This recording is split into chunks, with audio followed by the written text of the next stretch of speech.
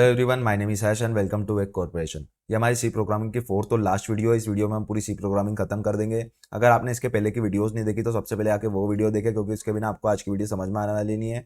वो सारी वीडियो की लिंक आपको डिस्क्रिप्शन में मिल जाएगी, आप वहां से आके देख सकते हैं। ठीक है, लास्ट वीडियो में हमने लेसन 6 देखा था, जिसमें हमने फंक्शन की वर्किंग समझी थी। आज इस वीडियो में लेसन 7 से लेकर लेसन 11 तक पूरी सी प्रोग्रामिंग खत्म कर देंगे। और जो हमारी नेक्स्ट वीडियो आएगी उसमें हम सी प्रोग्रामिंग में ग्राफिक्स सीखेंगे और ग्राफिक्स की हेल्प से गेम्स बनाना सीखेंगे। अगर आपको ग्राफिक्स में गेम्स बनाना सीखना है तो आपको सी प्रोग्रामिंग आनी चाहिए, जितने हमने आपको पढ़ाई है। ठीक है, फिर ग्राफिक्स के बाद हम सी प्लस प्लस कंटिन्यू कर देंगे। ठीक है, तो इस कोर्स में आगे बढ़ते हैं लेसन 7 की ओर और अरे की वर्किंग समझते हैं। ठीक है, तो चलते हैं हमारे कोड एडिटर पे। तो लेसन 7 की ओर आगे बढ़ने से पहले एक एग्जांपल देख लेते हैं जो हमारे नेक्स्ट लेसन में काम आने वाला है। हम क्या करते हैं, एक इंटीजर टाइप का वेरिएबल बना लेते हैं एक्स नाम का, उसके अंदर 2 को स्टोर करा देते हैं। सिंपली हम प्रिंट एफ की हेल्प से इसको प्रिंट करा देते हैं। %d वेरिएबल का नाम है एक्स और इसको हमने प्रिंट कर दिया। ठीक है, प्रोग्राम कंपाइल करेंगे, रन करेंगे तो सिंपली अभी 2 प्रिंट हो जाएगा, आपको पता ही है। आपको याद होगा हमने फर्स्ट वीडियो में वेरिएबल के लिए एक पॉइंट लिखवाया था कि जब भी हम किसी वेरिएबल के करस्पॉन्डिंग डाटा टाइप को स्पेसिफाई करते हैं तो कंपाइलर उस वेरिएबल के लिए मेमोरी एलोकेट कर देता है। ठीक है, तो इस पॉइंट को समझते हैं डायग्राम बना के, क्योंकि ये पॉइंट हमारे आगे काम आने वाला है। ठीक है, तो हमने क्या कर रहा है, एक इंटीजर एक्स नाम का वेरिएबल बना लिया, उसके अंदर 2 को स्टोर कर दिया। ठीक है, हमारा पॉइंट क्या है, जब भी हम किसी वेरिएबल के करस्पॉन्डिंग डाटा टाइप को स्पेसिफाई करते हैं तो कंपाइलर उस वेरिएबल के लिए मेमोरी एलोकेट कर देता है। ठीक है, सिंपल सा पॉइंट है। तो क्या आएगा, इस वेरिएबल के लिए एक मेमोरी एलोकेट हो जाएगी, एक्स नाम का वेरिएबल है। ठीक है, इस मेमोरी के अंदर हमने क्या स्टोर करा है, 2 को स्टोर करा रखा है। ठीक है, इस मेमोरी का साइज कितना होगा, 2 बाइट होगा, क्योंकि इंटीजर का साइज कितना होता है, टर्बोसी में 2 बाइट होता है। हमने आपको बता दिया था साइज ऑफ ऑपरेटर की वर्किंग, कि साइज ऑफ ऑपरेटर साइज बताने का काम करता है किसी भी एक्सप्रेशन का। ठीक है, तो इस मेमोरी का साइज कितना होगा, 2 बाइट होएगा। अब ये मेमोरी है तो इसका कुछ ना कुछ तो एड्रेस होएगा। ठीक है, एड्रेस का मतलब अगर हम कुछ भी डाटा कंप्यूटर में सेव कर रहे हैं तो मेमोरी पे कोई सी लोकेशन पे आके सेव होएगा, उसे ही एड्रेस कहते हैं। ठीक है, जैसे हमने अभी 2 को स्टोर करा तो वो मेमोरी में कोई सी लोकेशन पे सेव होएगा। ठीक है, तो जो लोकेशन है उसी को एड्रेस कहते हैं। ठीक है, आपको समझ में आएगा होगा एड्रेस का मतलब क्या है। जो एंड परसेंट है वो एड्रेस को रिप्रेजेंट करता है और मेमोरी हमारी किस नाम से क्रिएट हुई है, एक्स के नाम से क्रिएट हुई है। ठीक है, हमने आपको एक पॉइंट भी पढ़ाया था कि जो वेरिएबल होता है वो मेमोरी लोकेशन का नाम होता है। ठीक है, तो आपको पॉइंट समझ में आएगा होगा कि जब भी हम किसी वेरिएबल के करस्पॉन्डिंग डाटा टाइप को स्पेसिफाई करते हैं तो कंपाइलर उसके लिए एक मेमोरी एलोकेट कर देता है। ठीक है, चलते हैं हमारे नेक्स्ट एग्जांपल की ओर, थोड़ा और अच्छे से समझते हैं इसे। तो अब हम नेक्स्ट एग्जांपल देखते हैं। हम क्या करते हैं, सिंपल सा कुछ नहीं, यहाँ पे x इजिकल टू 10 कर देते हैं। ठीक है, तो इसको भी डायग्राम के थ्रू समझते हैं। तो अब हमने सबसे पहले क्या कर रखा है, एक इंटीजर x नाम का वेरिएबल ले रखा है, उसके अंदर हमने 2 को स्टोर कर रखा है। ठीक है, तो कंपाइलर क्या करेगा, एक मेमोरी एलोकेट कर देगा x नाम की। ठीक है, यहाँ पे इस मेमोरी के अंदर 2 स्टोर हो जाएगा, ये मेमोरी 2 बाइट की होगी क्योंकि इंटीजर है। ठीक है, और इस मेमोरी का कुछ ना कुछ एड्रेस होगा। ठीक है, अब हमने क्या लिख रखा है, x इजिकल टू 10। ठीक है, x के अंदर 10 को असाइन कर दिया है। हमारा पॉइंट क्या था, जब भी हम किसी वेरिएबल के करस्पॉन्डिंग डाटा टाइप को स्पेसिफाई करते हैं तो हमने यहाँ पे डाटा टाइप को स्पेसिफाई नहीं करा है। ठीक है, तो कंपाइलर उसके लिए मेमोरी एलोकेट कर देता है। ठीक है, तो यहाँ पे मेमोरी एलोकेट नहीं होगी। अब क्या करेगा, कंपाइलर देखा कि हमारी एक्स नाम से कोई सी मेमोरी बनी है कि नहीं बनी है। ठीक है, तो उसको क्या एक्स नाम की मेमोरी मिल जाएगी, तो जो 10 है वो उस मेमोरी के अंदर स्टोर करा देगा। ठीक है, यहाँ पे 2 हट जाएगा और 10 जाके स्टोर हो जाएगा। ठीक है, आपको एक पॉइंट लिखवाया था हमने पहले कि अपडेट वैल्यू आके स्टोर हो जाती है। ठीक है, तो वो वैल्यू क्यों स्टोर होती है उसका रीजन ये था। ठीक है, आपको समझ में आ गया होगा। ठीक है, तो चलते इस प्रोग्राम का आउटपुट क्या आएगा, अभी हमने एक्स को प्रिंट करा तो सिंपली 10 प्रिंट हो जाएगा। ठीक है, हमारा क्योंकि एक्स के अंदर हमारा 10 चल रहा है। ठीक है, तो इस प्रोग्राम का आउटपुट क्या आएगा, 10 आएगा। ठीक है, प्रोग्राम को कंपाइल और रन करके चेक करता है हमारा आउटपुट सही आ रहा है कि नहीं आ रहा है। प्रोग्राम को कंपाइल करा, रन करा तो हमारा प्रोग्राम का आउटपुट 10 आ गया। ठीक है, तो आपको समझ में आ गया है कि अपडेट वैल्यू क्यों आके स्टोर हो जाती है। ठीक है, अब सपोज करो कि आपको एक बड़ा सा प्रोग्राम बना के तैयार करना है। ठीक है, उस प्रोग्राम में आपको 1000 वेरिएबल की जरूरत पड़ेगी, तो आपको क्या करना पड़ेगा, 1000 बार वेरिएबल को डिक्लेयर करना पड़ेगा और उनका अलग अलग नाम लिखना पड़ेगा, क्योंकि सेम नाम का वेरिएबल हम डिक्लेयर नहीं कर सकते, आपको बता ही जाता हमने वेरिएबल में। ठीक है, तो ये आपके लिए बहुत सारी प्रॉब्लम हो जाएगी। ठीक है, सपोज करो आपको 10,000 वेरिएबल बना के तैयार करना है, फिर आपको 10,000 बार डिक्लेयर करना पड़ेगा। ठीक है, तो अगर आप चाहते हो कि आपको ऐसा ना करना पड़े तो आपको सिंपली क्या करना है, अरे का यूज करना पड़ेगा। ठीक है, अब हमें क्या करना है, सपोज करो 5 वेरिएबल बना के तैयार करना है। ठीक है, तो हम क्या करेंगे, अरे की हेल्प से बनाना है तो हम सिंपली जैसे वेरिएबल बनाते हैं, डाटा टाइप देंगे, वेरिएबल का नाम लिखेंगे। अब हमें 5 वेरिएबल बनाना है। ठीक है, तो हम क्या करेंगे, स्क्वायर ब्रैकेट का यूज करेंगे और यहाँ पे हम अंदर दे देंगे 5। ठीक है, और यहाँ पे हम सेमीकोलन लगा देंगे। ठीक है, तो अब क्या होगा, हमारे मेमोरी में 5 वेरिएबल की मेमोरी एलोकेट हो जाएगी। ठीक है, तो हमारे 5 वेरिएबल बन के तैयार हो जाएंगे। ठीक है, तो इसका एक बार डायग्राम में व्यू बता देते हैं कि कैसा वेरिएबल बन के तैयार हो जाएंगे। हमने यही सिंटेक्स वहां पे लिखा। ठीक है, तो क्या होगा, 5 वेरिएबल की मेमोरी एलोकेट हो गई। ठीक है, जो अरे का इंडेक्स होता है वो 0 से स्टार्ट होता है। ठीक है, मतलब हमारा जो पहला वेरिएबल होगा वो 0 नंबर पे होगा, जो सेकंड वेरिएबल होगा वो 1 नंबर पे होगा, जो थर्ड वेरिएबल होगा वो 2 नंबर पे होगा, जो फोर्थ वेरिएबल होगा हमारे 3 नंबर पे होगा, जो फिफ्थ वेरिएबल होगा वो हमारे 4 इंडेक्स पे होगा। ठीक है, ये पॉइंट लिख लेना बहुत इंपॉर्टेंट है।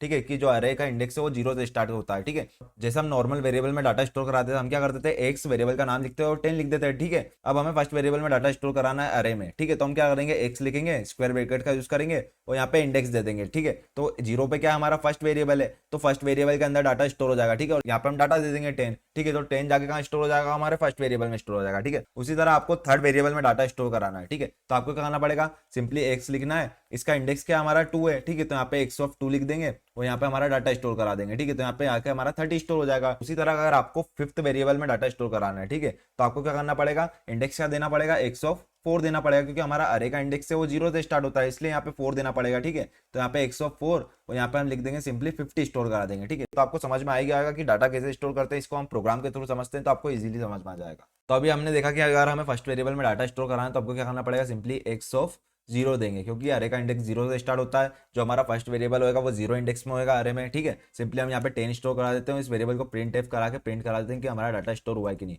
%d एक्स ऑफ 0, ठीक है। प्रोग्राम को कंपाइल करते रन करते हैं तो हमारा आउटपुट 10 आना चाहिए, तो हमारा आउटपुट 10 आ चुका है, ठीक है। हमारे फर्स्ट वेरिएबल में जाके डाटा स्टोर हो गया, ठीक है। सपोज करो अगर हमने यहाँ पे 1 इंडेक्स दे दिया, ठीक है, तो अभी प्रोग्राम का आउटपुट क्या आएगा, सिंपल सा इस प्रोग्राम का आउटपुट रैंडम नंबर आके प्रिंट हो जाएगा, क्योंकि अगर हमने किसी भी वेरिएबल में डाटा स्टोर नहीं करा है तो बाय डिफॉल्ट क्या होता है, गार्बेज वैल्यू स्टोर हो जाती है, ठीक है। बट गार्बेज वैल्यू का मतलब क्या होता है, एनी रैंडम नंबर जाके स्टोर हो जाता है, ठीक है। तो अभी कौन सा भी रैंडम नंबर आके स्टोर हो गया है। उसी तरह अगर हमने 2 को प्रिंट कराया, ठीक है, तो प्रोग्राम कंपाइल करा रन करा तो एक और रैंडम नंबर आके प्रिंट हो जाएगा, ठीक है। अगर आपको सेकंड वेरिएबल में डाटा स्टोर करना है तो आप क्या लिखोगे, सिंपली एक्स ऑफ 1 इंडेक्स देंगे, क्योंकि 1 पे हमारा सेकंड वेरिएबल होगा, ठीक है। यहाँ पे हम 20 दे देंगे, ठीक है।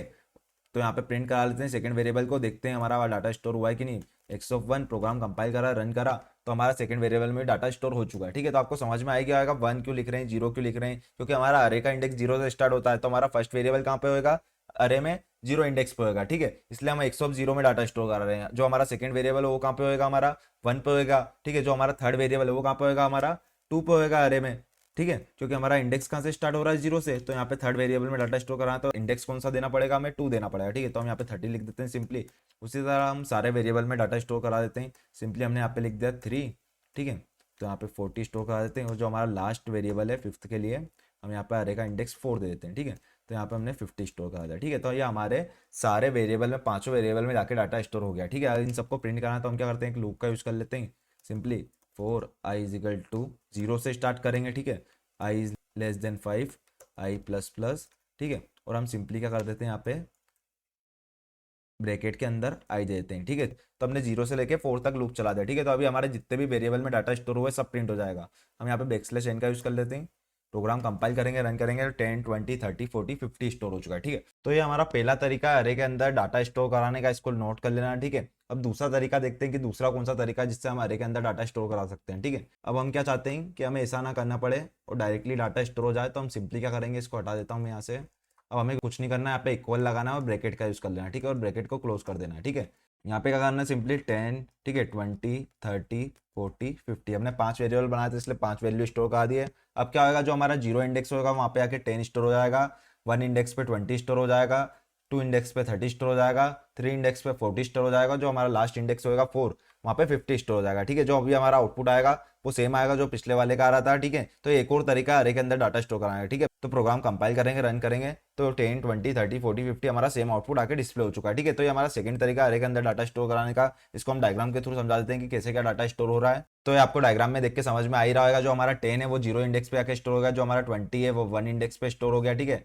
जो हमारा 30 है वो 2 इंडेक्स पे स्टोर हो गया, जो 40 है वो 3 इंडेक्स पे, और जो 50 है वो हमारा 4th इंडेक्स पे, ठीक है। जो हमारा अरे का इंडेक्स है वो 0 से स्टार्ट होता है, ये चीज याद रखना, ठीक है। ये हमारा फर्स्ट वेरिएबल है, सेकंड है, थर्ड है, 4th है, 5th है, ठीक है। तो चलते हैं नेक्स्ट प्रोग्राम की ओर आगे बढ़ते हैं हम। अब सिंपली सपोज करो अगर हमने यहाँ पे 60 दे दिया, ठीक है, तो क्या आएगा, प्रोग्राम का आउटपुट क्या आएगा, तो सिंपल सी बात है, एरर आएगा, क्योंकि अभी हमने कितने वेरिएबल बना के तैयार कर रखे हैं, 5 वेरिएबल बना के तैयार कर रखे हैं, ठीक है। तो अभी हम कितने वेरिएबल के अंदर वैल्यू स्टोर करा सकते हैं, 5 के अंदर। अभी हमने क्या करा, 60 दे दिया, ठीक है। तो हमने 6th वेरिएबल तो बना के तैयार ही नहीं कर रखा है, ठीक है। तो प्रोग्राम को कंपाइल करेंगे रन करें तो एक एरर आ जाएगा, एरर आ गया टू मेनी इनिशियलाइजर, ठीक है। तो सिंपली जितने हमने वेरिएबल बना के तैयार कर रखे हैं उतने ही वेरिएबल के अंदर हम डाटा स्टोर कर सकते हैं, ठीक है। अगर हमें 60 स्टोर करना है तो हम क्या करेंगे, यहाँ पे वेरिएबल बढ़ा देंगे, साइज कितना दे देंगे, 6 दे देंगे। अब क्या होगा, 6 वेरिएबल बन के तैयार हो जाएंगे, ठीक है। और यहाँ पे हम फॉर लूप में भी 6 दे देंगे, ठीक है।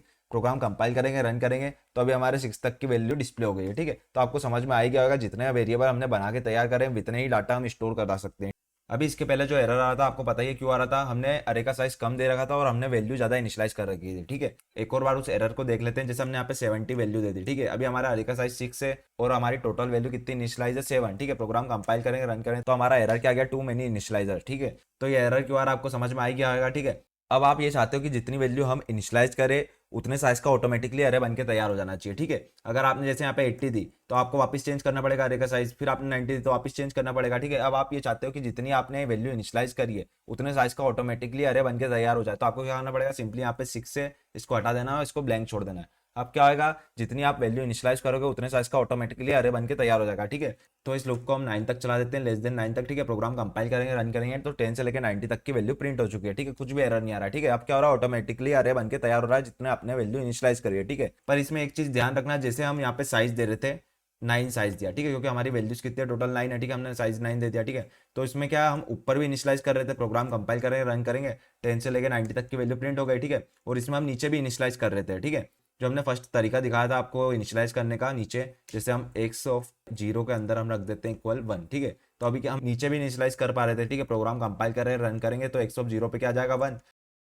ठीक है, तो पहले 1 आ गया, फिर गार्बेज वैल्यू आ गई क्योंकि हमने बाकियों में कुछ स्टोर नहीं करा है। ठीक है, अब जैसे हमने यहाँ पे ब्लैंक छोड़ दिया तो हम नीचे इनिशियलाइज नहीं कर सकते हैं। ठीक है, प्रोग्राम कंपाइल करा तो एरर आ गई, size of x is unknown और 0। ठीक है, अगर आपने अरे को ब्लैंक छोड़ रखा है तो आपको ऊपर ही इनिशियलाइज करना पड़ेगा। ठीक है, जैसे यहाँ पे इनिशियलाइज कर रहे थे हम। ठीक है, तो चलते हैं, पहले अरे के बारे में डेफिनेशन पढ़ते हैं, फिर कुछ क्वेश्चन सॉल्व करेंगे अरे के। ठीक है, तो हमारा पहला पॉइंट क्या, अरे में अरे is a group of variable. अभी हमने देखा जो अरे होता है वो ग्रुप ऑफ वेरिएबल होता है। ठीक है, सेकंड पॉइंट क्या, अरे is a group of similar elements. Elements का मतलब क्या है, डाटा। ठीक है, अभी हमने देखा था जो इंटीजर टाइप का अरे बना के तैयार करा था उसमें जो हमारा डाटा था वो सारा सेम ही टाइप का था, इंटीजर टाइप का था। ठीक है, तो सेकंड पॉइंट ये कह रहा है कि अरे is a group of similar elements. ठीक है, एलिमेंट्स का मतलब हमारा डाटा। ठीक है, थर्ड पॉइंट क्या हमारा, अरे is a collection of homogeneous data type. Homogeneous का मतलब क्या होता है हमारा, सेम टाइप। ठीक है, तो अरे क्या है हमारा, कलेक्शन है सेम टाइप के डाटा टाइप का। ठीक है, थर्ड पॉइंट हमारा ये कह रहा है। फोर्थ पॉइंट क्या हमारा, an array index is a number that represent the position और location of an element with an array. जो हमारा अरे इंडेक्स होता है वो रिप्रेजेंट करता है एलिमेंट्स की लोकेशन को अरे के अंदर। ठीक है, जैसे हमने अभी देखा था 10 और 20 हमने दो वेरिएबल स्टोर कर दिया अरे में। ठीक है, तो 0 पे है, 1 पे है। ठीक है, तो अरे का इंडेक्स क्या रिप्रेजेंट कर रहा है, जो हमारा एलिमेंट है वो कौन सी लोकेशन पे ये रिप्रेजेंट कर रहा है। ठीक है, 0 इंडेक्स से पता चल रहा है कि हमारा जो 10 है वो 0 इंडेक्स पे स्टोर है अरे में, मतलब पहले नंबर पे स्टोर है। ठीक है, जो हमारा 20 है वो सेकंड नंबर पे स्टोर है अरे में। ठीक है, तो अरे का इंडेक्स एलिमेंट की पोजीशन को रिप्रेजेंट करता है अरे के अंदर। ठीक है, ये पॉइंट भी आपको समझ में आ गया होगा। लास्ट पॉइंट क्या हमारा, array in C are zero index, meaning the first element is at index 0, the second element at index 1 and so on. ठीक है, इसका मतलब क्या है, जो हमारा अरे है वो 0 इंडेक्स से शुरू होता है। ठीक है, मतलब क्या, हमारा जो फर्स्ट एलिमेंट है वो 0 इंडेक्स पे स्टोर होता है, जो हमारा सेकंड एलिमेंट है वो 1 इंडेक्स पे स्टोर होता है। ठीक है, उसी तरह आगे के जो एलिमेंट है वो स्टोर होते हैं। ठीक है, तो आपको सारे पॉइंट समझ में आ ही गए होंगे। अब अरे की हेल्प से हम कुछ क्वेश्चन सॉल्व करते हैं तो आपको अरे की वर्किंग अच्छे से समझ आ जाएगी। ठीक है, अरे बहुत इंपॉर्टेंट है, मेनली क्वेश्चन इंटरव्यू में अरे के पूछे जाते हैं। ठीक है, तो चलते हैं और अरे के कुछ क्वेश्चन सॉल्व करते हैं। अब हम सिंपली क्या करते हैं, यहाँ पे अरे का साइज देते हैं 5। ठीक है, अरे के अंदर हम 10, 20, 30, 40 और 50 को स्टोर कर देते हैं। ठीक है, अब हमें क्या करना है, जो अरे का डाटा है उसको रिवर्स ऑर्डर में प्रिंट कराना है। ठीक है, समझ में आ गया, मतलब पहले 50 प्रिंट होना चाहिए, फिर 40 प्रिंट होना चाहिए, फिर 30 प्रिंट होना चाहिए, फिर 20 और फिर 10 प्रिंट होना चाहिए। ठीक है, तो बना के तैयार करते हैं। हम क्या करते हैं, इंटीजर आई टाइप का वेरिएबल लेते हैं और फोर लूप को बना देते हैं, आई को इनिशियलाइज कर देते हैं हम 4 से। ठीक है, 4 से क्यों कर रहे हैं आपको समझ में आ ही गया होगा, क्योंकि अरे का इंडेक्स 0 से स्टार्ट होता है। ठीक है, तो हमारा जो फिफ्थ एलिमेंट है वो कहाँ पे स्टोर होगा, हमारे 4 इंडेक्स पे स्टोर होगा, इसलिए हम 4 से स्टार्ट कर रहे हैं। ठीक है, अब चलाना कहाँ तक है, I is greater than equal 0, 0 तक चलाना है। ठीक है, आई को माइनस माइनस कर देंगे सिंपली। अब प्रिंट एफ की हेल्प से हम क्या लिखेंगे, प्रिंट एफ %d,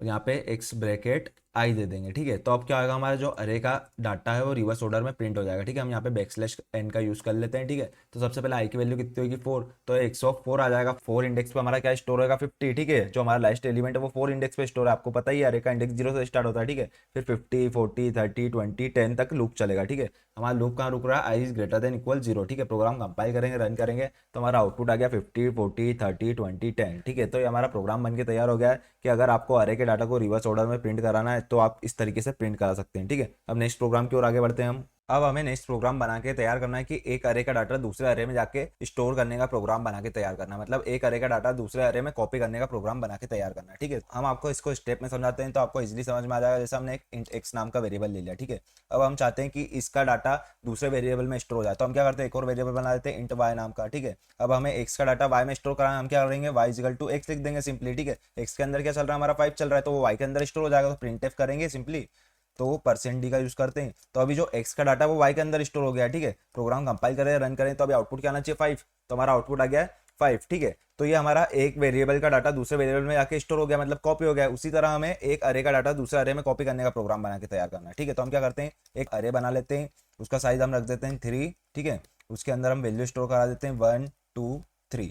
अब हमारी जो ये वैल्यू है वो दूसरे अरे में स्टोर होनी चाहिए, तो हम एक और अरे बना लेते हैं सेम साइज का, इंटीजर y नाम का। ठीक है, इसका साइज भी हम 3 रख देते हैं। ठीक है, हम क्या करते हैं, एक लूप का यूज कर लेते हैं सिंपली, इंटीजर i नाम का वेरिएबल ले लिया, i को इनिशियलाइज कहाँ से करना है, 0 से, क्योंकि अरे का इंडेक्स 0 से स्टार्ट होता है, वो कहाँ तक चलाना है, <3 तक। ठीक है, i इज <3 और i को इंक्रीमेंट कर दिया। ठीक है, अब हम सिंपली क्या करेंगे, हमारा अरे है तो हम लिखेंगे किस में स्टोर कराना है, हमें y अरे में स्टोर कराना है, तो हम क्या लिखेंगे, y ब्रैकेट और इसके अंदर हम i दे देंगे। ठीक है, इक्वल x ब्रैकेट i। ठीक है, i की वैल्यू सबसे पहले 0 होगी, फिर कंडीशन चेक होगी 0 <3, तो कंडीशन ट्रू हो गई। ठीक है, फिर कंडीशन क्या हमारी, y ऑफ i, मतलब i की वैल्यू कितनी, 0 इक्वल x ऑफ 0। ठीक है, y ऑफ 0 के अंदर क्या आ जाएगा, जो x ऑफ 0 के अंदर है, x ऑफ 0 के अंदर क्या है 1। ठीक है, तो y ऑफ 0 में जाके स्टोर हो जाएगा, फिर i की वैल्यू इंक्रीमेंट होगी 1 हो जाएगी। ठीक है, फिर क्या आएगा यहाँ पे, कंडीशन क्या हो जाएगी हमारी, y ऑफ 1 के अंदर क्या आ जाएगा, x ऑफ 1 आ जाएगा, उसके बाद i की वैल्यू इंक्रीमेंट हो गई, y ऑफ 2 के अंदर क्या आ जाएगा, x ऑफ 2 आ जाएगा। ठीक है, फिर कंडीशन चेक होगी, i की वैल्यू इंक्रीमेंट होकर 3 हो जाएगी, 3 इज <3, तो कंडीशन फॉल हो जाएगी, कंट्रोल लूप के बाहर आ जाएगा। ठीक है, तो ये हमारा प्रोग्राम बनके तैयार हो गया है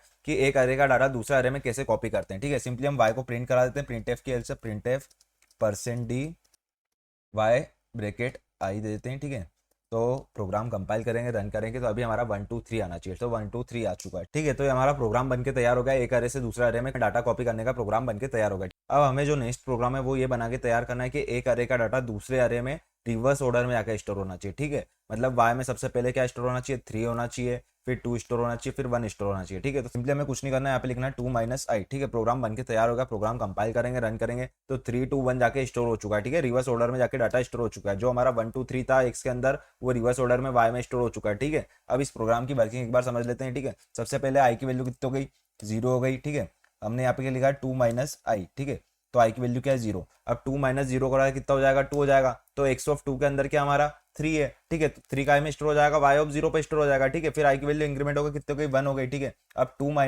i करा, 1 करा, तो कितने हो जाएगा, 1 हो जाएगा। ठीक है, तो x ऑफ 1 पे जो वैल्यू है y ऑफ 1 पे आके स्टोर हो गई। ठीक है, फिर i की वैल्यू इंक्रीमेंट होकर कितने हो गई, 2 हो गई। ठीक है, हमारी x की कंडीशन क्या है, 2 - i की वैल्यू कितनी हमारी 2। ठीक है, तो 2 - 2 कर दिया। ठीक है, तो x ऑफ 0 की वैल्यू है वो y ऑफ 2 पे जाके स्टोर हो गई। ठीक है, तो हमारे प्रोग्राम की वर्किंग ये आपको समझ में आई गई होगी। घर पे फ्लो चला के देखिए अगर आपको समझ में आया नहीं है। ठीक है, तो चलते हैं हमारे नेक्स्ट प्रोग्राम पे।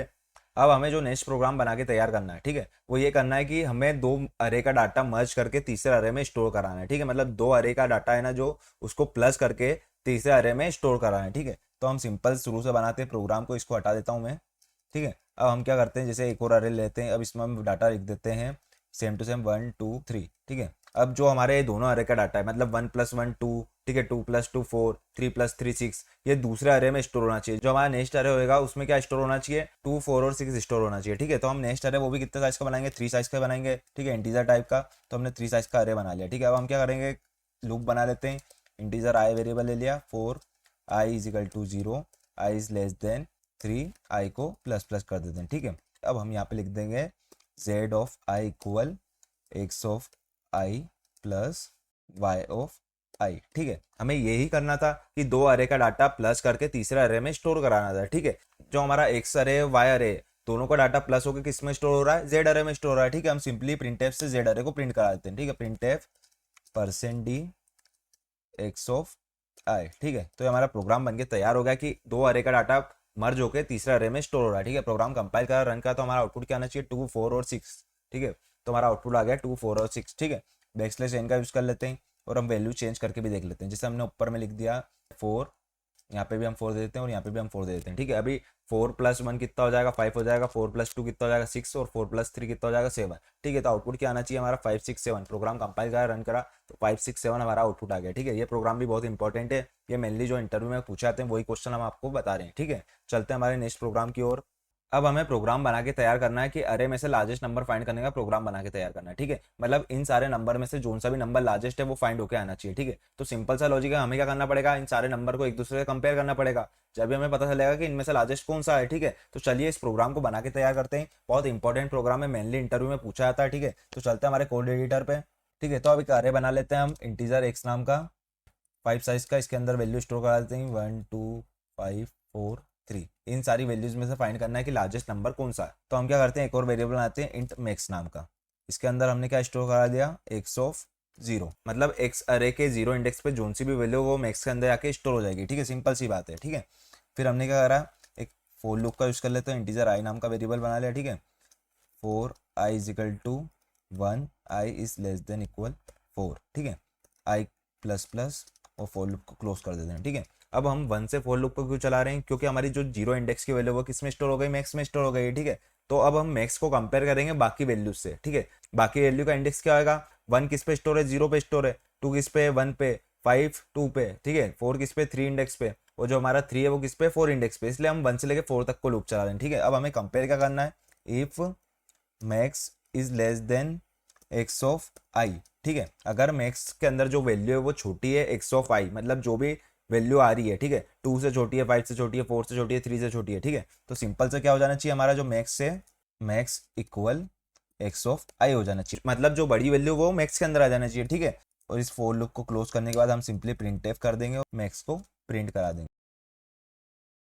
तो इस प्रोग्राम का लॉजिक हम आपको समझा देते हैं, इजीली समझ में आ जाएगा। ठीक है, वो क्या रहा है, सबसे पहले हमने क्या करा, एक्स के 0 इंडेक्स की वैल्यू किस में स्टोर करा दी, हमने मैक्स के अंदर स्टोर करा दी, मतलब जो फर्स्ट वैल्यू अरे की वो किस में स्टोर करा दी, मैक्स में स्टोर करा दी। अब हमने लूप को कहाँ से चलाया, 1 से लेकर 4 तक चलाया। ठीक है, जो हमारी बची वैल्यू वो कौन सी थी, 1 इंडेक्स से लेकर 4 तक के इंडेक्स तक की बची थी। ठीक है, अब हमने कंडीशन क्या लिखी इस इफ के अंदर, कि अगर max is less than equal x of I, max की वैल्यू क्या हमारी 1 है, हमारे एक्स के 0 इंडेक्स पे क्या था, 1 स्टोर था। ठीक है, 1 इज लेस देन आई की वैल्यू कितनी हुई हमारी, फर्स्ट 1 हुई। ठीक है, एक्स ऑफ आई, तो एक्स ऑफ आई के अंदर क्या है, मतलब एक्स ऑफ 1 के अंदर क्या हमारा 2, अगर छोटी है 1 इज लेस देन 2 है। ठीक है, तो इफ के अंदर कंट्रोल चलेगा, कंडीशन ट्रू हो गई। ठीक है, तो मैक्स के अंदर क्या आ जाएगा, मैक्स इक्वल कितना हो जाएगा हमारा, 2 हो जाएगा। ठीक है, जो हमारी बड़ी वैल्यू थी वो मैक्स के अंदर आ जाएगी। ठीक है, फिर वापस से इंक्रीमेंट होगी, आई की वैल्यू कितनी हो जाएगी हमारी, इंक्रीमेंट होकर 2 हो जाएगी। ठीक है, अब वापस से कंडीशन चेक होगी इफ की, max is less than equal i. ठीक है, अभी हमारी मैक्स की वैल्यू कितनी हो गई थी, 2 हो गई थी। ठीक है, क्या 2 is less than x of i, i की वैल्यू इंक्रीमेंट हो गई 2 हो गई है। ठीक है, तो एक्स ऑफ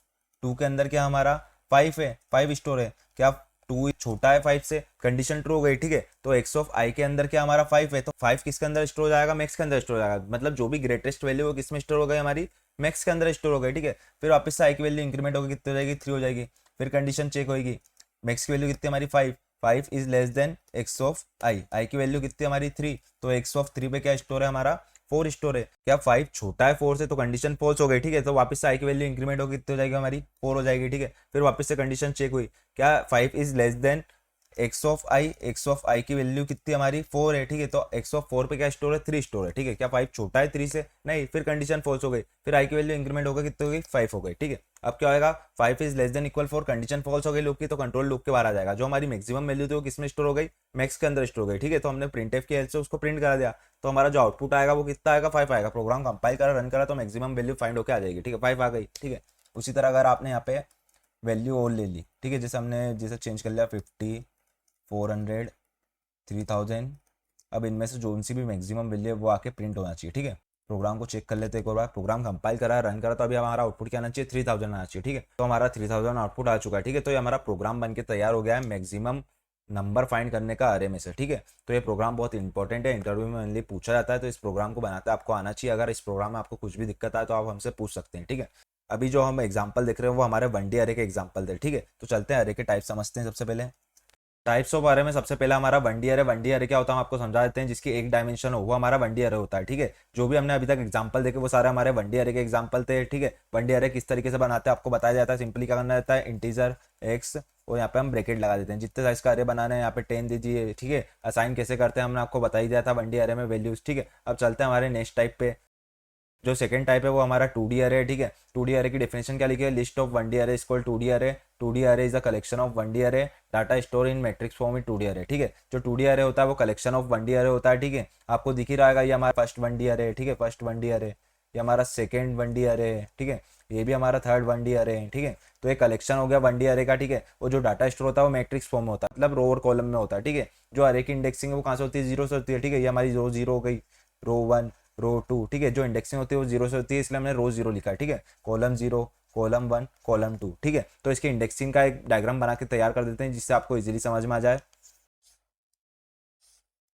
ये हमारी रो जीरो है, row one, row two, column zero, column one, column two, ठीक है। तो यहाँ पे क्या आएगा हमारा जीरो जीरो आएगा, रो कौन सी है, जीरो है, कॉलम कौन सा हमारा वन है, जीरो टू, ठीक है। ये चीज़ हम आपको समझा चुके हैं पहले पैटर्न वाले क्वेश्चन में। तो इस तरीके से 2D अरे के इंडेक्सिंग होती है। डायग्राम बना देना 2D अरे इंडेक्सिंग, ठीक है। ये डायग्राम आपके अभी आगे काम आने वाला जब हम क्वेश्चन सोल्व करेंगे, ठीक है। तो ये डायग्राम आप बना लेना, ठीक है। तो इस 2D अरे के प्रोग्राम बना के तैयार करते हैं, इस 2D अरे को बनाते कैसे हैं ये भी हम देखते हैं, ठीक है। तो चलते हैं हमारे कोड एडिटर पे।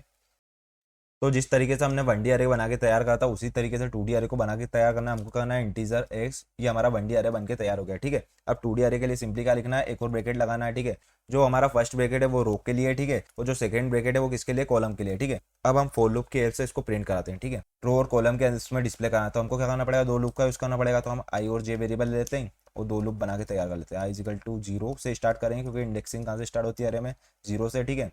तो बाहर वाला लूप किसके लिए होता है, रो के लिए होता है। हमारी रो कितनी है, 3 है, तो हम लूप कहाँ तक चलाएंगे, less than 3 i plus plus.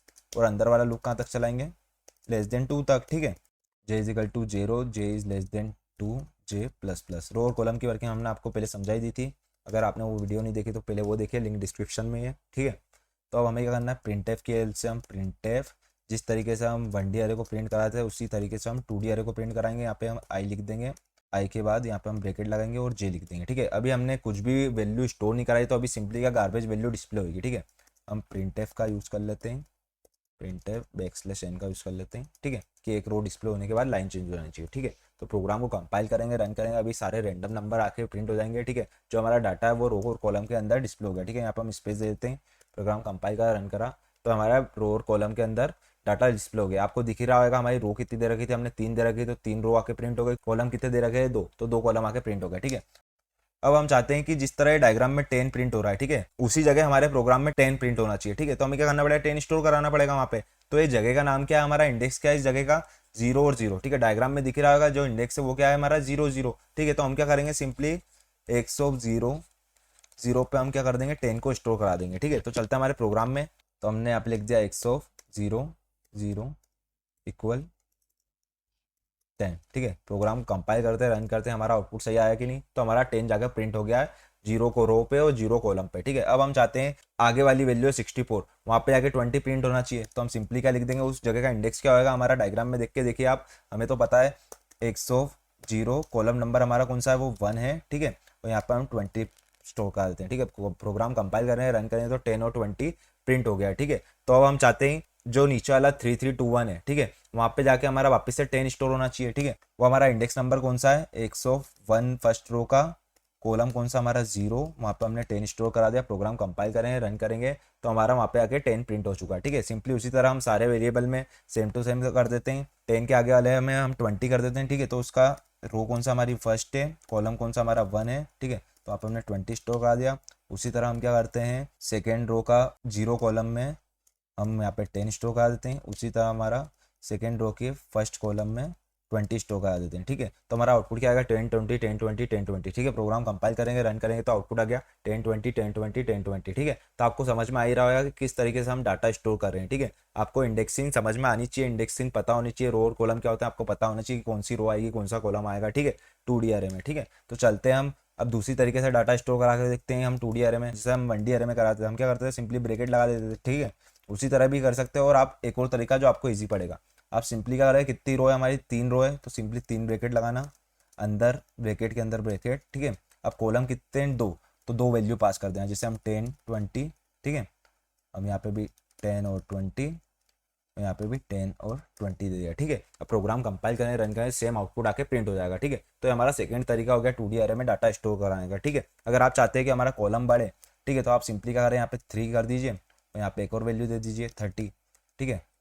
हमने कॉलम बढ़ाया तो वैल्यू देनी पड़ेगी हमें 30, और यहाँ पे भी हम दे देते हैं 30। यहाँ पे हमने लूप चलाया नहीं अंदर वाला 3 तक, ठीक है, क्योंकि कॉलम को डिस्प्ले करना काम कौन करता है, अंदर वाला लूप करता है, ठीक है। प्रोग्राम कंपाइल कर रन करा तो 10 20 30 10 20 30 10 20 30 प्रिंट हो चुका है, ठीक है। तो आपको 2D अरे की वर्किंग समझ में आई गई होगी कि कैसे क्या वर्क होता है, कैसे क्या बनाते हैं 2D अरे को, ठीक है। तो 2D अरे के कुछ एग्जाम्पल सॉल्व कर लेते हैं हम सिंपली। तो हम क्या करते हैं, सिंपली यहाँ से इसको हटा देते हैं और हम वैल्यू देते हैं यहाँ पे 1 2 3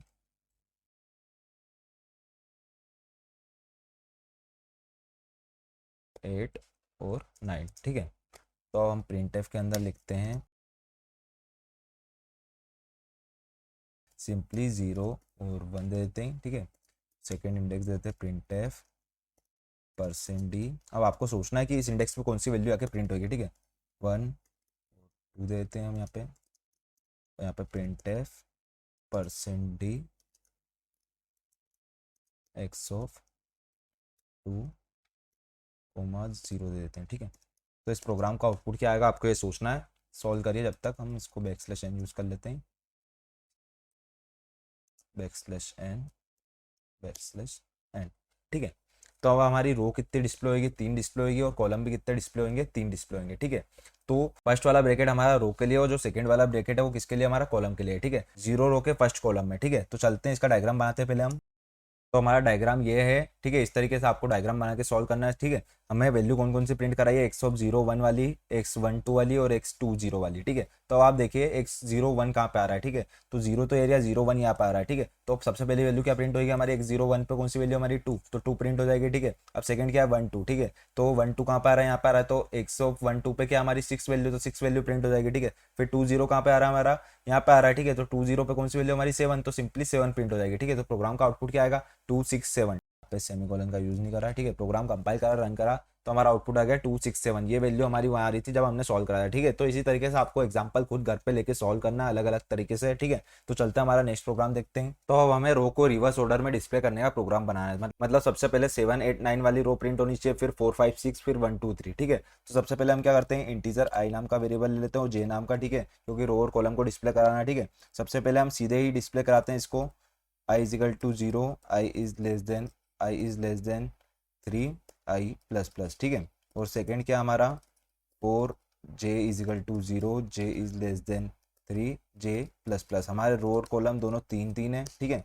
हम सिंपली प्रिंट एफ के से लाइन चेंज कर देते हैं पहले \n, तो यहाँ पे हम ब्रैकेट लगा देते हैं, ठीक है। इसके अंदर हम प्रिंट एफ के से प्रिंट करा देते हैं %d x ऑफ i और x ऑफ j, ठीक है। तो हमारी जितनी भी वैल्यू है वो रो और कॉलम के उसमें डिस्प्ले हो जाएगी, ठीक है। प्रोग्राम कंपाइल करेंगे, रन करेंगे, तो 1 2 3 4 5 6 7 8 9, ठीक है। अब क्या करना है हमको, 7 8 9 को सबसे ऊपर लाना है, फिर 4 5 6 वाली रो प्रिंट होनी चाहिए, फिर 1 2 3 वाली रो प्रिंट होनी चाहिए, ठीक है। मतलब रिवर्स ऑर्डर में डिस्प्ले कराना है रो को, ठीक है।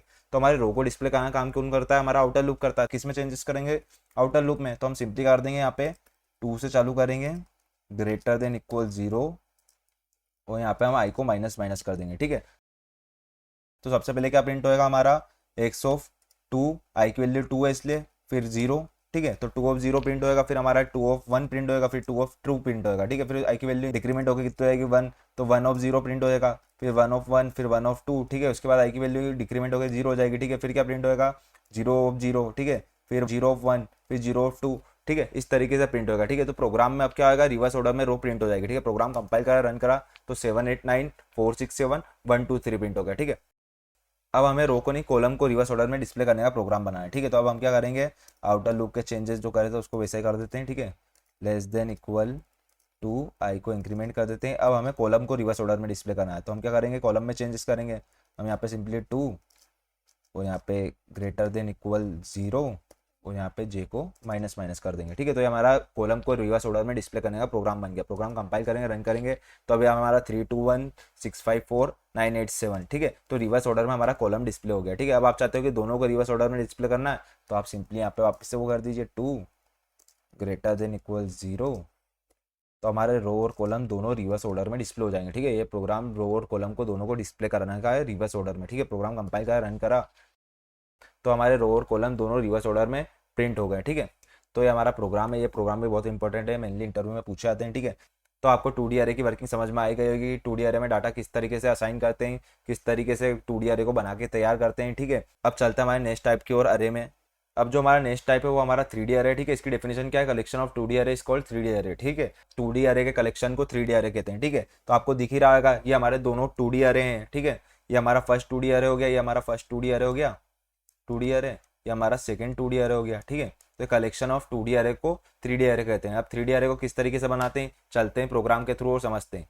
तो अब हमें 3D अरे को बना के तैयार करना है। ठीक है, तो जिस तरीके से हम 2D अरे बनाते हैं तो 2 ब्रैकेट का यूज करते हैं, उस तरीके से हम 3D अरे बनाएंगे तो 3 ब्रैकेट का यूज करेंगे। ठीक है, 1 2 ये 3। ठीक है, अब जो फर्स्ट ब्रैकेट है वो क्या रिप्रेजेंट करेगा, हमारा 3D अरे किससे मिलके बना है, कलेक्शन ऑफ 2D अरे इज कॉल्ड 3D अरे। ठीक है, तो फर्स्ट ब्रैकेट है वो 2D अरे को रिप्रेजेंट करेगा, कितने 2D अरे बनेंगे, तो यहाँ पे हमने 2 लिख दिया। ठीक है, अब जो सेकंड ब्रैकेट है वो रो को रिप्रेजेंट करेगा, अब जो लास्ट ब्रैकेट है वो कॉलम को रिप्रेजेंट करेगा, तो हमने यहाँ पे 2 दे दिया, तो 2 कॉलम बनके तैयार होंगे। ठीक है, अब आपको डाटा असाइन करना है तो आप क्या करोगे, सिंपली एक बड़ा सा bracket banana.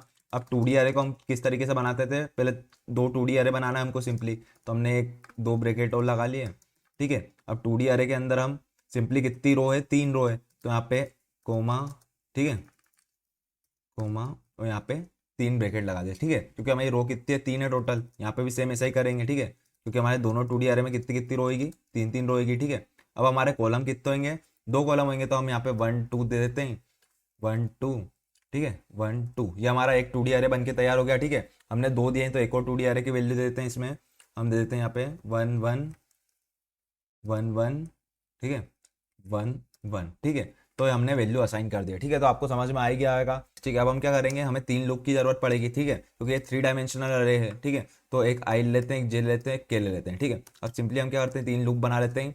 I is equal to 0, हमारा 2D अरे कितने हैं, 2, तो i is less than 2 i plus plus. ठीक है, हम सिंपली एक और लूप बना लेते हैं, लूप के अंदर जे इज इक्वल टू 0, हमारी रो कितनी है, 3 है। ठीक है, तो लेस देन 3, जे को प्लस प्लस कर देते हैं। ठीक है, एक और लूप बना लेते हैं हम कॉलम के लिए, 4, के की वैल्यू 0 से इनिशलाइज कर देते हैं, के इज लेस देन 2, कॉलम 2 है इसलिए।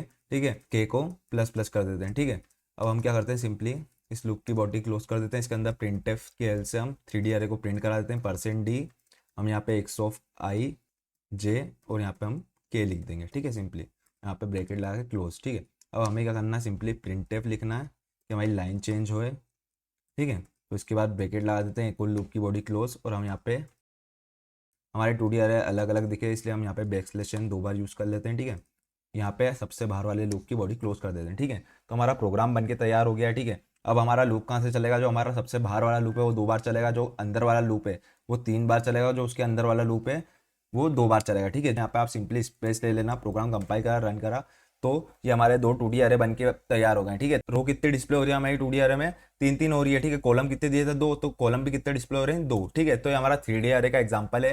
3D अरे को किस तरीके से बनाते हैं आपको समझ में आ गया होगा। अरे की वर्किंग बहुत इंपॉर्टेंट है, मेनली जो क्वेश्चन पूछाते हैं वो अरे से पूछाते हैं इंटरव्यू में। ठीक है, तो आपको अरे बनाता आना चाहिए, अरे की वर्किंग समझ में आना चाहिए। अगर आपको कुछ भी डाउट आया अरे में तो आप हमसे कमेंट करके पूछ सकते हैं। ठीक है, तो चलते हैं आगे बढ़ते हैं इस कोर्स में। तो जो लेसन 8 है उसका नाम है हमारा स्ट्रिंग। तो स्ट्रिंग का यूज क्यों करते हैं, सबसे पहले ये समझते हैं। तो क्या लिखा हुआ है, string are used for storing text and character. ठीक है, तो स्ट्रिंग का यूज हम टेक्स्ट और कैरेक्टर्स को स्टोर करने के लिए करते हैं, सिंगल कैरेक्टर नहीं, कैरेक्टर्स को स्टोर करने के लिए करते हैं। जैसे हमारा टेक्स्ट है या वर्ड है, कह सकते हैं हेलो। ठीक है, अगर हमें इसको स्टोर करना है तो हम स्ट्रिंग की हेल्प से इसको स्टोर कर सकते हैं। ठीक है, जो हमारा कैरेक्टर क्या होता है वो क्या करता है, हमारा जैसे हमने एक कैरेक्टर एक्स नाम का वेरिएबल बनाया तो वो क्या करता है, कैरेक्टर को स्टोर करने का काम करता है। ठीक है, सिंगल कैरेक्टर को। पर जो स्ट्रिंग होती है वो कैरेक्टर्स को स्टोर करने का काम करती है। ठीक है, फिर क्या लिखा हुआ है, अरे of character is called string. ठीक है, तो कैरेक्टर के अरे को स्ट्रिंग कहते हैं। ठीक है, तो कैरेक्टर का अरे बना के तैयार करते हैं। ठीक है, जिस तरीके से हमने इंटीजर का बनाया था। ठीक है, तो इसको हम स्ट्रिंग कहते हैं, कैरेक्टर का अरे को क्या कहते हैं, हम स्ट्रिंग कहते हैं। ठीक है, फिर क्या लिखा हुआ हमारा, string always terminated by null character. ठीक है, तो इस पॉइंट का मतलब क्या है,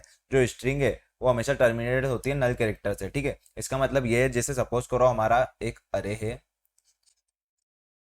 ठीक है, इसके अंदर हमने HLW, ठीक है, इस अरे के अंदर हमने हेलो को स्टोर करा रखा। ठीक है, इसका इंडेक्स क्या होगा, 0 1 2 3। ठीक है, कंप्यूटर को ये तो पता लग गया कि हमारा जो हेलो है वो स्टार्ट कहाँ से हो रहा है, जो हमारी स्ट्रिंग है वो स्टार्ट कहाँ से हो रही है, इससे हो रही है। ठीक है, अब वो कंप्यूटर को बताना है कि ये खत्म कहाँ हो रही है, तो हमको नल कैरेक्टर का यूज करना पड़ेगा, \0। ठीक है, ये \0 लिखा है, \O नहीं है। ठीक है, तो बैकस्लैश जीरो क्या काम करता है, जो हमारा नल कैरेक्टर वो क्या काम करता है, वो कंप्यूटर को बता देता है कि हमारी स्ट्रिंग यहाँ पे खत्म हो गई। ठीक है, तो स्ट्रिंग को दो तरीके से बना सकते हैं सी प्रोग्रामिंग में। फर्स्ट है बाय यूजिंग कैरेक्टर अरे और सेकंड है हमारा बाय यूजिंग स्ट्रिंग लिटरल। ठीक है, जो फर्स्ट वाला उसमें हमें नल कैरेक्टर का यूज करना पड़ता है। ठीक है, और जो सेकंड वाला उसमें हमें नल कैरेक्टर का यूज नहीं करना पड़ता, उसमें बाय डिफॉल्ट कंपाइलर अपने हिसाब से लगा देता है। ठीक है, तो ये चीज ध्यान रखना। तो सबसे पहले बाय यूजिंग कैरेक्टर अरे मतलब फर्स्ट टाइप समझते हैं कि फर्स्ट टाइप से कैसे स्ट्रिंग को बना सकते हैं। तो चलते हैं हमारे कोड एडिटर पे।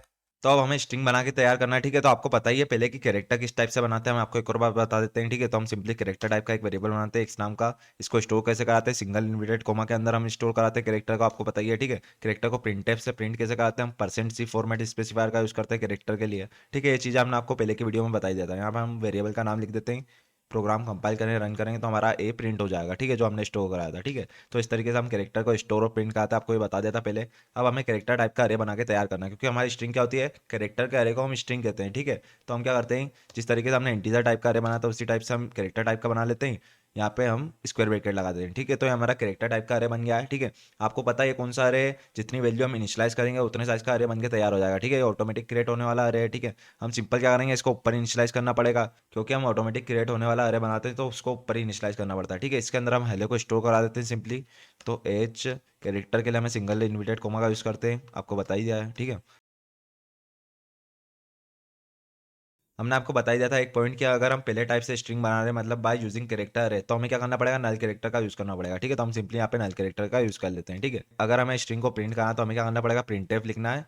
और स्ट्रिंग के लिए हम %s फॉर्मेट स्पेसिफायर का यूज करते हैं। कौन सा, %। ठीक है, तो %s और यहाँ पे हम वेरिएबल का नाम लिख देंगे सिंपली, जिसके अंदर हमने हमारी स्ट्रिंग स्टोर कराई थी, तो एक्स के अंदर स्टोर कराई थी। ठीक है, प्रोग्राम कंपाइल करेंगे रन करें तो हमारा आउटपुट हेलो प्रिंट हो जाएगा। ठीक है, ध्यान से देखना, जो हमारा बैकस्लैश जीरो वो प्रिंट नहीं हो रहा है, यहाँ पे दिख रहा है ना, सिर्फ हेलो ही प्रिंट हुआ है। ठीक है, तो बैकस्लैश जीरो क्या करता है, हमने आपको बता ही दिया था कि कंप्यूटर को बताता है कि हमारी स्ट्रिंग यहाँ पे खत्म हो गई। ठीक है, तो इसको एक और बार दिखा देते हैं हम प्रैक्टिकली कि वो बताता है किसे, अगर हमने इसके बाद कुछ भी लिखा तो वो प्रिंट नहीं होगा। ठीक है, जहाँ पे हमारे कंप्यूटर को बैकस्लैश जीरो मिला तो कंप्यूटर समझ जाएगा कि हमारी स्ट्रिंग खत्म हो गई है। ठीक है, तो जो हमने बैकस्लैश जीरो के बाद डब्ल्यू लिखा वो प्रिंट नहीं होगा। देखना, प्रोग्राम कंपाइल करा रन करा तो हमारा आउटपुट हेलो ही प्रिंट हो रहा है, दो बार डब्ल्यू नहीं आ रहा है। ठीक है, तो हमने आपको प्रैक्टिकली भी बता दिया है कि बैकस्लैश जीरो क्या काम करता है। ठीक है, अगर हमें सिर्फ एच को प्रिंट करना है मतलब सिंगल कैरेक्टर को प्रिंट करना है तो हम क्या करेंगे, यहाँ पे %c का यूज़ करेंगे। और यहाँ पे हम अरे है तो अरे का कौन से इंडेक्स पे एच है हमारा, जीरो इंडेक्स पे, तो हम यहाँ पे जीरो लिख देंगे। प्रोग्राम कंपाइल करेंगे रन करेंगे तो हमारा एच प्रिंट हो जाएगा।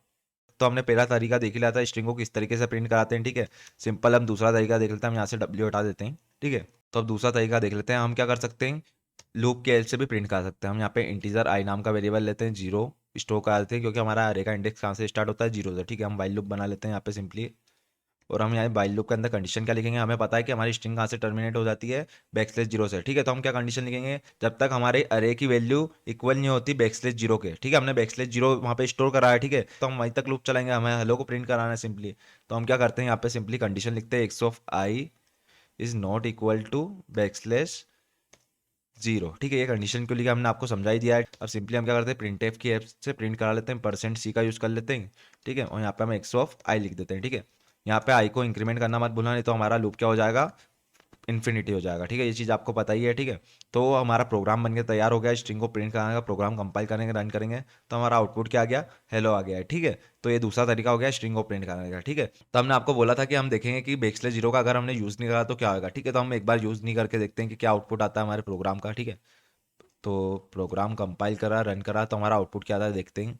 तो हमारा आउटपुट तो हेलो ही आ रहा है, सेम ही आ रहा है, कुछ प्रॉब्लम नहीं आ रही। ठीक है, तो हम यहाँ से एक और बार डब्ल्यू हटा देते हैं। ठीक है, कुछ तो चीज़ होगी अगर हमने बैकस्लैश जीरो का यूज़ नहीं करा। ठीक है, प्रोग्राम कंपाइल करा रन करा तो अब देखो कि जो हमारा आउटपुट है वो सही नहीं आ रहा है। ठीक है, हेलो के बाद एक कैरेक्टर प्रिंट हो रहा है, हमने स्टोर क्या करा रखा है, हेलो ही स्टोर करा रखा है। ठीक है, पर अभी क्या प्रिंट हो रहा है, हमारा हेलो के बाद एक कैरेक्टर प्रिंट हो रहा है। ठीक है, तो अगर हमने बैकस्लैश जीरो का यूज़ नहीं करा तो हमारा आउटपुट में प्रॉब्लम आ सकती है, इसलिए हम बैकस्लैश जीरो का यूज़ करते हैं। ठीक है, सेकंड टाइप देख लेते हैं स्ट्रिंग बनाने का। तो सिंपली मैं हटा देता हूँ जो जो चीज़ें काम की नहीं है। ठीक है, तो अब हम सेकंड टाइप देखें स्ट्रिंग बनाने का। तो सेकंड टाइप क्या था हमारा, बाय यूजिंग स्ट्रिंग लिटरल। ठीक है, तो हम सिंपल क्या करेंगे, एक कैरेक्टर टाइप का अरे बनाना है वैसे ही। ठीक है, और अब आपको क्या करना है, यहाँ पे डबल इन्वर्टेड कोमा लगाना है। ठीक है, अब जो भी स्टोर कराना है तो आपको इसके अंदर लिख देना, जैसे हम यहाँ पे हेलो स्टोर कराना चाहते हैं। ठीक है, हमने आपको पहले ही बता दिया था अगर हम सेकंड टाइप से स्ट्रिंग बनाते हैं तो हमें नल कैरेक्टर यूज़ करने की जरूरत नहीं पड़ती, बाय डिफॉल्ट जो कंपाइलर है वो खुद लगा देता है। ठीक है, तो हम सिंपली अब प्रिंट एफ की हेल्प से प्रिंट करा लेते हैं इस स्ट्रिंग को। तो %s लगता है स्ट्रिंग के लिए और वेरिएबल का नाम लिख देते हैं एक्स। ठीक है, प्रोग्राम कंपाइल करा रन करा तो हमारा आउटपुट जो हेलो स्टोर करा था वो प्रिंट हो चुका है। ठीक है, तो ये हमारा सेकंड टाइप हो गया। ठीक है, अगर हमने यहाँ से एल ओ भी हटा दिया ना तो अभी भी हेल ही आएगा, ठीक है। कुछ भी प्रॉब्लम नहीं आएगी जो हमारे फर्स्ट टाइप में आ रही थी नल कैरेक्टर नहीं यूज़ करने के लिए, ठीक है। तो सेकंड टाइप में क्या होता है, हमारा जो कंपाइलर है वो by default null character last में ऐड कर देता है, ठीक है। तो ये सेकंड तरीका बहुत सरल है, ठीक है। अगर आप चाहो तो इस तरीके से भी बना सकते हो और उस तरीके से भी बना सकते हो, ठीक है। जो हमें बार बार कैरेक्टर में लिखने को पड़ रहा था वो भी नहीं लिखना पड़ रहा है, ठीक है। जैसे हम लिख देते हैं वेलकम टू ईहैक कॉरपोरेशन, ठीक है। बहुत सरल है। सेकंड टाइप प्रोग्राम कंपाइल करा, रन करा, तो हमारा जो वेलकम टू एक कॉर्पोरेशन वो प्रिंट हो चुका है, ठीक है। तो आपको बता देगा कि स्ट्रिंग को किस तरीके से बना के तैयार करते हैं, ठीक है। तो अब आगे बढ़ते हैं, कुछ फंक्शन देख लेते हैं जो हमारे स्ट्रिंग में काम आते हैं, ठीक है। तो हम सिंपली यहाँ से हटा देते हैं। हम क्या करते हैं, एक कैरेक्टर टाइप का अरे बना लेते हैं, केर एक्स नाम का, ठीक है। इसके अंदर हम स्टोर करा देते हैं हेलो, ठीक है। अगर आपको इस स्ट्रिंग को मतलब जो हेलो है उसको रिवर्स करना है, ठीक है, जो आपने हेलो रिस्टोर करा है उसको रिवर्स करना है, तो आप सिंपली क्या करिए, प्रिंटफ का यूज़ करिए, ठीक है। और यहाँ पे हम परसेंटेज का यूज़ करेंगे क्योंकि स्ट्रिंग प्रिंट कराना है, ठीक है। एक फंक्शन होता है जो स्ट्रिंग को रिवर्स करने का काम करता है, उस फंक्शन का नाम क्या है हमारा, strrev, ठीक है। ये फंक्शन क्या करता है, हमारे स्ट्रिंग को रिवर्स करने का काम करता है, मतलब जो हेलो है वो उल्टा होकर प्रिंट होगा, मतलब WOLLEH, ठीक है। तो स्ट्रिंग को रिवर्स करने का काम करता है ये वाला हमारा फंक्शन, ठीक है। ये फंक्शन हमारा एक हेडर फाइल के अंदर है, ठीक है। stdio और conio.h के अंदर नहीं है, ठीक है। ये भी एक हेडर फाइल के अंदर है, ठीक है। अभी प्रोग्राम को कंपाइल करें, रन करें तो एरर आएगी, function should have a prototype, ठीक है। हमारी एरर है, तो अब हम क्या करते हैं, यहाँ पे सिंपली हेडर फाइल को इंक्लूड कर लेते हैं। हम यहाँ पे include string dot H header file के अंदर है ये हमारा फंक्शन, ठीक है। अब हमें हेलो को रिवर्स कराना है, ठीक है। तो हेलो किसके अंदर स्टोर, हमारे एक्स वेरिएबल के अंदर, यहाँ पे सिंपली एक्स दे देना। प्रोग्राम कंपाइल करेंगे, रन करेंगे, जो हमारा हेलो था वो रिवर्स ऑर्डर में आके प्रिंट हो चुका है, ठीक है। जो हमारा हेलो स्ट्रिंग थी वो रिवर्स हो चुकी है, ठीक है। तो ये फंक्शन हमारा स्ट्रिंग को रिवर्स करने का काम करता है, ठीक है। उसी तरह और फंक्शन देखते हैं हम। तो अब हमारा जो नेक्स्ट एग्जांपल वो है कि अब हमें क्या करना है कि स्ट्रिंग की लेंथ फाइंड करनी है, ठीक है। जैसे हमारी जो ये कॉर्पोरेशन है, ठीक है, जो हमने स्ट्रिंग बनाई है इसके अंदर कितने कैरेक्टर है टोटल, ठीक है, वो फाइंड करना है, ठीक है। तो हम क्या कर सकते हैं, एक फंक्शन का यूज़ कर सकते हैं जो हमें सी प्रोग्रामिंग ने दिया है। उस फंक्शन का नाम है हमारा printf, सिंपली लिख देते हैं %d, क्योंकि हमारी जो लेंथ आएगी वो किस में आएगी, इंटीजर में आएगी, 4 5 6 7 8, ठीक है। तो हम यहाँ पे जो फंक्शन है उसका नाम है हमारा strlen, ठीक है। ये फंक्शन क्या करता है, हमारी स्ट्रिंग की लेंथ फाइंड करने का काम करता है, ठीक है। यहाँ पे सिंपली उस वेरिएबल का नाम दे देना जिसके अंदर हमने स्ट्रिंग स्टोर कराई है, तो हमने यहाँ पे एक्स का नाम दे दिया, ठीक है। अब क्या करेंगे, प्रोग्राम कंपाइल करें, रन करें तो एक एरर आएगी, ठीक है। तो एरर क्या आएगी, function should have a prototype, ठीक है। तो ये एरर की बात है, आपको बता दिया था हमने शुरू में कि ये फंक्शन उसको मिल नहीं रहा है, कंपाइलर को रखा कहाँ गया है, ठीक है। तो ये फंक्शन हमारा एक हेडर फाइल के अंदर रखा गया है, ठीक है। उस हेडर फाइल का नाम है हमारा, इंक्लूड कर लेते हैं string dot H header file के अंदर है, ठीक है। ये फंक्शन किसके अंदर है, string dot H header file के अंदर है, ये चीज़ ध्यान रखना, ठीक है। प्रोग्राम कंपाइल करेंगे, रन करें तो अभी ये स्ट्रिंग की लेंथ फाइंड करके बता देगा, ठीक है। प्रोग्राम कंपाइल करो तो हमारी स्ट्रिंग की लेंथ कितनी है, 17 है टोटल, ठीक है। जैसे हम यहाँ से हटा देते हैं कॉर्पोरेशन, यहाँ पे एक स्पेस रहेगी तो वो स्पेस को भी काउंट करेगा, ये ध्यान रखना, ठीक है। ये में कितने कैरेक्टर है टोटल 5, और स्पेस को गिनना तो 6 आउटपुट आना चाहिए, तो हमारा 6 आउटपुट आ चुका है, ठीक है। तो ये फंक्शन क्या काम करता है, हमारी स्ट्रिंग की लेंथ फाइंड करने का काम करता है, ठीक है। तो चलते हैं नेक्स्ट एग्जाम्पल की ओर। अब हमें क्या करना है, जो एक अरे के अंदर हमारी स्ट्रिंग है एक वो कॉपी हो जानी चाहिए वाई अरे के अंदर, ठीक है। तो उसके लिए हमें सी प्रोग्रामिंग ने एक फंक्शन दिया है, ठीक है। उस फंक्शन का नाम है strcpy, ठीक है। ये फंक्शन हमारा क्या काम करता है, स्ट्रिंग को कॉपी करने का काम करता है, ठीक है। तो सिंपली क्या करना, सबसे पहले क्या लिखना है, जिसके अंदर हमें कॉपी करवाना है, हमें कॉपी किसके अंदर करवाना है, वाई अरे के अंदर कॉपी करवाना है, ठीक है। और किस में से कॉपी करवाना है, हमें कोमा के बाद वो लिखना है, ठीक है। तो एक्स में से कॉपी करवाना है, ठीक है। तो सिंपली आप क्या होगा, प्रिंटफ की हेल्प से हम प्रिंट करा लेते हैं वाई अरे को, तो %s लिख देते हैं और यहाँ पे हम y लिख देते हैं, ठीक है। तो अभी हम देखते हैं कि हमारे y अरे के अंदर हमारा डाटा कॉपी हुआ है कि नहीं। जो हमारा x अरे के अंदर ये एक था, प्रोग्राम कंपाइल कर रहा, रन करा, तो हमारा जो x अरे के अंदर ये एक था वो कॉपी हो चुका है y अरे के अंदर, ठीक है। हम सिंपली x को भी प्रिंट करा लेते हैं, यहाँ पे printf %s का यूज़ कर लेते हैं, यहाँ पे x लिख देते हैं, ठीक है। तो अभी आउटपुट क्या आना चाहिए, 2 बार ई एक प्रिंट होना चाहिए, ठीक है। प्रोग्राम कंपाइल करा तो 2 बार ई एक प्रिंट हो चुका है, ठीक है। तो ये फंक्शन क्या काम करता है, हमारी स्ट्रिंग को कॉपी करवाने का काम करता है, ठीक है। अगर आपको एक अरे से दूसरे अरे में स्ट्रिंग को कॉपी करना है तो आप इस फंक्शन का यूज़ कर सकते हो। ये भी हमारा string dot H header file के अंदर है, ये चीज़ ध्यान रखना, ठीक है। अगर हमने हेडर फाइल हटा दी तो एरर आ जाएगा हमारा, function should have a prototype वाला, ठीक है। तो एरर आ चुका है, function strcpy should have a prototype, ठीक है। तो ये चीज़ ध्यान रखना कि किस हेडर फाइल के अंदर है, ठीक है। इसको हटा देते हैं, ठीक है। अब नेक्स्ट एग्जांपल की ओर आगे बढ़ते हैं। अब हम क्या चाहते हैं, जो हमारा दोनों अरे का डाटा है वो मर्ज होकर एक अरे में आ जाए, ठीक है। जो ई है कॉर्पोरेशन, दोनों अलग अलग अरे में, एक अरे में ई है, जो वाई अरे में हमारा कॉर्पोरेशन है, ठीक है। अब हम क्या चाहते हैं, जो ई है कॉर्पोरेशन वो दोनों मर्ज हो जाए और एक अरे में स्टोर हो जाए, ठीक है। तो एक फंक्शन दे रखा है हमें सी प्रोग्रामिंग में, उस फंक्शन का नाम है strcat, ठीक है। ये फंक्शन क्या करता है, हमारा स्ट्रिंग को मर्ज करवाने का काम करता है, ठीक है। तो हम दोनों वेरिएबल का नाम ले लेते हैं एक्स और वाई, ठीक है। अब ये फंक्शन क्या करेगा, हमारा जो एक्स अरे का डाटा है वाई अरे का डाटा है इन दोनों को मर्ज करेगा और जो हमने पहले लिख रखा है वेरिएबल एक्स, ठीक है, उसके बाद अब कोमा के बाद हमने वाई लिख रखा है, ठीक है, तो जो पहला वेरिएबल दे रखा है उसके अंदर स्टोर करा देगा मर्ज करके, ठीक है। तो हम सिंपली क्या करते हैं, प्रिंटफ के एल्स को एक्स को प्रिंट करा देते हैं, ठीक है। तो अभी हमारे प्रोग्राम का आउटपुट क्या आना चाहिए, एक और कॉर्पोरेशन। प्रोग्राम कंपाइल करा, रन करा, कुछ एरर आ रही है हमारे प्रोग्राम में, क्या आगे टू मैनी इनिशियलाइजर। अच्छा, हमने यहाँ पे साइज दे रखा है 10, प्रोग्राम कंपाइल करा, रन करा, तो अब आउटपुट क्या आना चाहिए हमारा, ये कॉर्पोरेशन, ठीक है। तो ये दोनों अरे का डाटा मर्ज होकर एक अरे में स्टोर हो गया एक अरे के अंदर। तो हमारा फंक्शन क्या काम करता है, स्ट्रिंग को मर्ज करने का काम करता है, ठीक है। तो आपको समझ में आ गया होगा अगर आपको स्ट्रिंग को मर्ज करना है तो कौन से फंक्शन का यूज करना है, ठीक है। तो हमने आपको बहुत सारे फंक्शन बता दिए हैं स्ट्रिंग में, ठीक है। तो आपको स्ट्रिंग की वर्किंग समझ में आई गई होगी कि स्ट्रिंग को किस तरीके से बना के तैयार करते हैं। हमने दोनों टाइप्स देख लिए हैं, ठीक है, बाय यूजिंग कैरेक्टर अरे, बाय यूजिंग स्ट्रिंग लिटरल। अगर आपको स्ट्रिंग में कुछ भी डाउट आए तो आप कमेंट सेक्शन में पूछ सकते हो, हम अलग से आपको वीडियो बना के समझाने की कोशिश करेंगे, ठीक है। तो हम चलते हैं हमारे नेक्स्ट लेसन की ओर, लेसन 9, जिसका नाम है स्ट्रक्चर। तो सबसे पहले पढ़ते हैं कि स्ट्रक्चर होता क्या है, ठीक है। The structure in C is a user defined data type, ठीक है। इसका मतलब क्या है, जो स्ट्रक्चर है वो यूजर डिफाइंड डाटा टाइप है, ठीक है। इसे हम खुद बना के तैयार करते हैं, इसलिए यूजर डिफाइंड डाटा टाइप है, ठीक है। हमने आपको बता दिया था कि प्री डिफाइंड डाटा टाइप क्या होते हैं, जो हमें सी प्रोग्रामिंग में बना के दिए वो हमारे प्री डिफाइंड डाटा टाइप होते हैं, जैसे इंटीजर, फ्लोट, कैरेक्टर, ठीक है। और यूजर डिफाइंड क्या होते हैं, जो हम खुद बना के तैयार करते हैं, ठीक है। तो स्ट्रक्चर क्या हमारा यूजर डिफाइंड डाटा टाइप है, ठीक है। फिर आगे क्या लिखा हुआ है, the structure keyword is use to define the structure, ठीक है। तो स्ट्रक्चर को डिफाइन करने के लिए हम स्ट्रक्चर कीवर्ड का यूज करते हैं, यहाँ पे दिख ही रहा है कि हमने स्ट्रक्चर कीवर्ड का यूज कर रखा है स्ट्रक्चर को डिफाइन करने के लिए, ठीक है। फिर आगे क्या लिखा हुआ है, it is a heterogeneous type of data, ठीक है। जैसे हमने अरे देखा था, अरे क्या था, होमोजीनियस टाइप ऑफ डाटा था, ठीक है। होमोजीनियस मतलब क्या होता है, सेम टाइप का डाटा स्टोर हो रहा था, ठीक है। अगर हमने इंटीजर टाइप का अरे बनाया तो इंटीजर टाइप का डाटा स्टोर कर रहा था, कैरेक्टर टाइप का अरे बनाया तो कैरेक्टर टाइप के डाटा को स्टोर कर रहा था, ठीक है। तो अरे हमारा होमोजीनियस टाइप के डाटा को स्टोर कर रहा था, ठीक है। तो स्ट्रक्चर क्या है हमारा उल्टा है, हेट्रोजीनियस टाइप के डाटा को स्टोर करता है, मतलब अलग अलग टाइप के डाटा को स्टोर करने का काम करता है हमारा स्ट्रक्चर, ठीक है। फिर आगे क्या लिखा है, the item in the structure are called its member and they can be only valid data type, ठीक है। तो जो भी आइटम्स होता है स्ट्रक्चर के अंदर, ठीक है, उसे हम मेंबर कहते हैं, ये हमारे मेंबर कहलाएंगे, ठीक है। दे can be any valid data type, ठीक है। तो कोई से भी वैलिड डाटा टाइप के हो सकते हैं, जैसे इंटीजर, कैरेक्टर, ठीक है। अभी हमने देखा जो स्ट्रक्चर है वो हेट्रोजीनियस टाइप के डाटा को स्टोर करता है, मतलब अलग अलग डाटा टाइप को स्टोर करने का काम करता है, ठीक है। तो आगे बढ़ते हैं, सबसे पहले समझते हैं कि स्ट्रक्चर का यूज क्यों करते हैं, ठीक है। तो ये पॉइंट लिख लेना, अगर हमें डिफरेंट डिफरेंट डाटा टाइप को स्टोर करना है तो हम स्ट्रक्चर का यूज करते हैं, ठीक है। हम एग्जाम्पल से आपको समझा देते हैं, जैसे एक स्टूडेंट है तो उसका नेम होएगा, रोल नंबर होएगा, और उसके परसेंटेज भी होंगे, ठीक है। तो ये डिफरेंट डिफरेंट टाइप के डाटा टाइप हो गए। जैसे नेम को स्टोर करने के लिए हम कैरेक्टर का अरे बनाएंगे, ठीक है, कैरेक्टर का अरे। रोल नंबर के लिए हम इंटीजर टाइप के डाटा का यूज़ करेंगे, ठीक है। उसी तरह हम परसेंटेज को स्टोर करने के लिए हम फ्लोट का यूज़ करेंगे, ठीक है। तो डिफरेंट डिफरेंट डाटा टाइप को स्टोर करने के लिए हम किसका यूज़ करते हैं, स्ट्रक्चर का, ठीक है। तो आपको एग्जांपल से समझ में आ ही गया होगा कि हम स्ट्रक्चर का यूज़ क्यों करते हैं।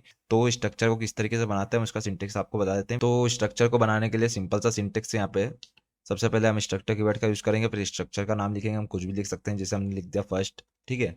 उसी तरह स्ट्रक्चर की बॉडी बनाएंगे और यहाँ पे बॉडी क्लोज कर देंगे, फिर हम सेमीकोलन का यूज़ कर लेंगे, ठीक है। फिर हम स्ट्रक्चर के अंदर डिफरेंट डिफरेंट डाटा टाइप के वेरिएबल बना के तैयार कर सकते हैं, ठीक है। तो चलते हैं इसे कोड एडिटर में समझते हैं किस तरीके से स्ट्रक्चर को बना के तैयार करते हैं, ठीक है। तो हमारा बेसिक सा सिंटेक्स है प्रोग्राम का, हम स्ट्रक्चर को बना के तैयार करते हैं, तो हम स्ट्रक्चर कीवर्ड का यूज़ कर लेते हैं, ठीक है। हम स्ट्रक्चर का नाम कुछ भी लिख सकते हैं, तो हम यहाँ पे फर्स्ट लिख देते हैं, स्ट्रक्चर की बॉडी बना लेते हैं, ठीक है। यहाँ पे सेमीकोलन लगाना ना भूलना, ठीक है। इधर अगर आपने सेमीकोलन नहीं लगाया तो देखिए एरर आ गई, ठीक है। तो हम यहाँ पे सेमीकोलन लगा देते हैं वापस से। अब हम क्या करते हैं, वेरिएबल बना देते हैं इंटीजर टाइप के, एक एक्स नाम का और एक और बना देते हैं वाई नाम का, ठीक है। तो अब हमें क्या करना है, सिंपली इसको प्रिंट कराने की कोशिश करते हैं हम, प्रिंट एफ की हेल्प से %d(x) प्रिंट एफ %d(y), ठीक है। तो इस प्रोग्राम का आउटपुट क्या आएगा। अब आप सोच रहे होंगे कि इस प्रोग्राम का आउटपुट गार्बेज वैल्यू आएगी क्योंकि हमने कुछ स्टोर नहीं कराया, ठीक है। तो प्रोग्राम को कंपाइल करेंगे वैसे एरर आ जाएगा हमारा कि undefined symbol x undefined symbol y, ठीक है। तो ये एरर क्यों आ रहा है, अगर हमें स्ट्रक्चर के अंदर के वेरिएबल को एक्सेस करना है तो हमें क्या करना पड़ेगा, जिस फंक्शन में हमें उसे एक्सेस करना है उस फंक्शन में स्ट्रक्चर का वेरिएबल बनाना पड़ेगा, ठीक है। अभी हमें मेन फंक्शन में उसको एक्सेस करना है, ठीक है। तो अब हमें स्ट्रक्चर का वेरिएबल मेन फंक्शन में बनाना पड़ेगा, ठीक है। तो स्ट्रक्चर का वेरिएबल बनाना मतलब हमें क्या करना पड़ेगा, स्ट्रक्चर लिखना है सिंपली।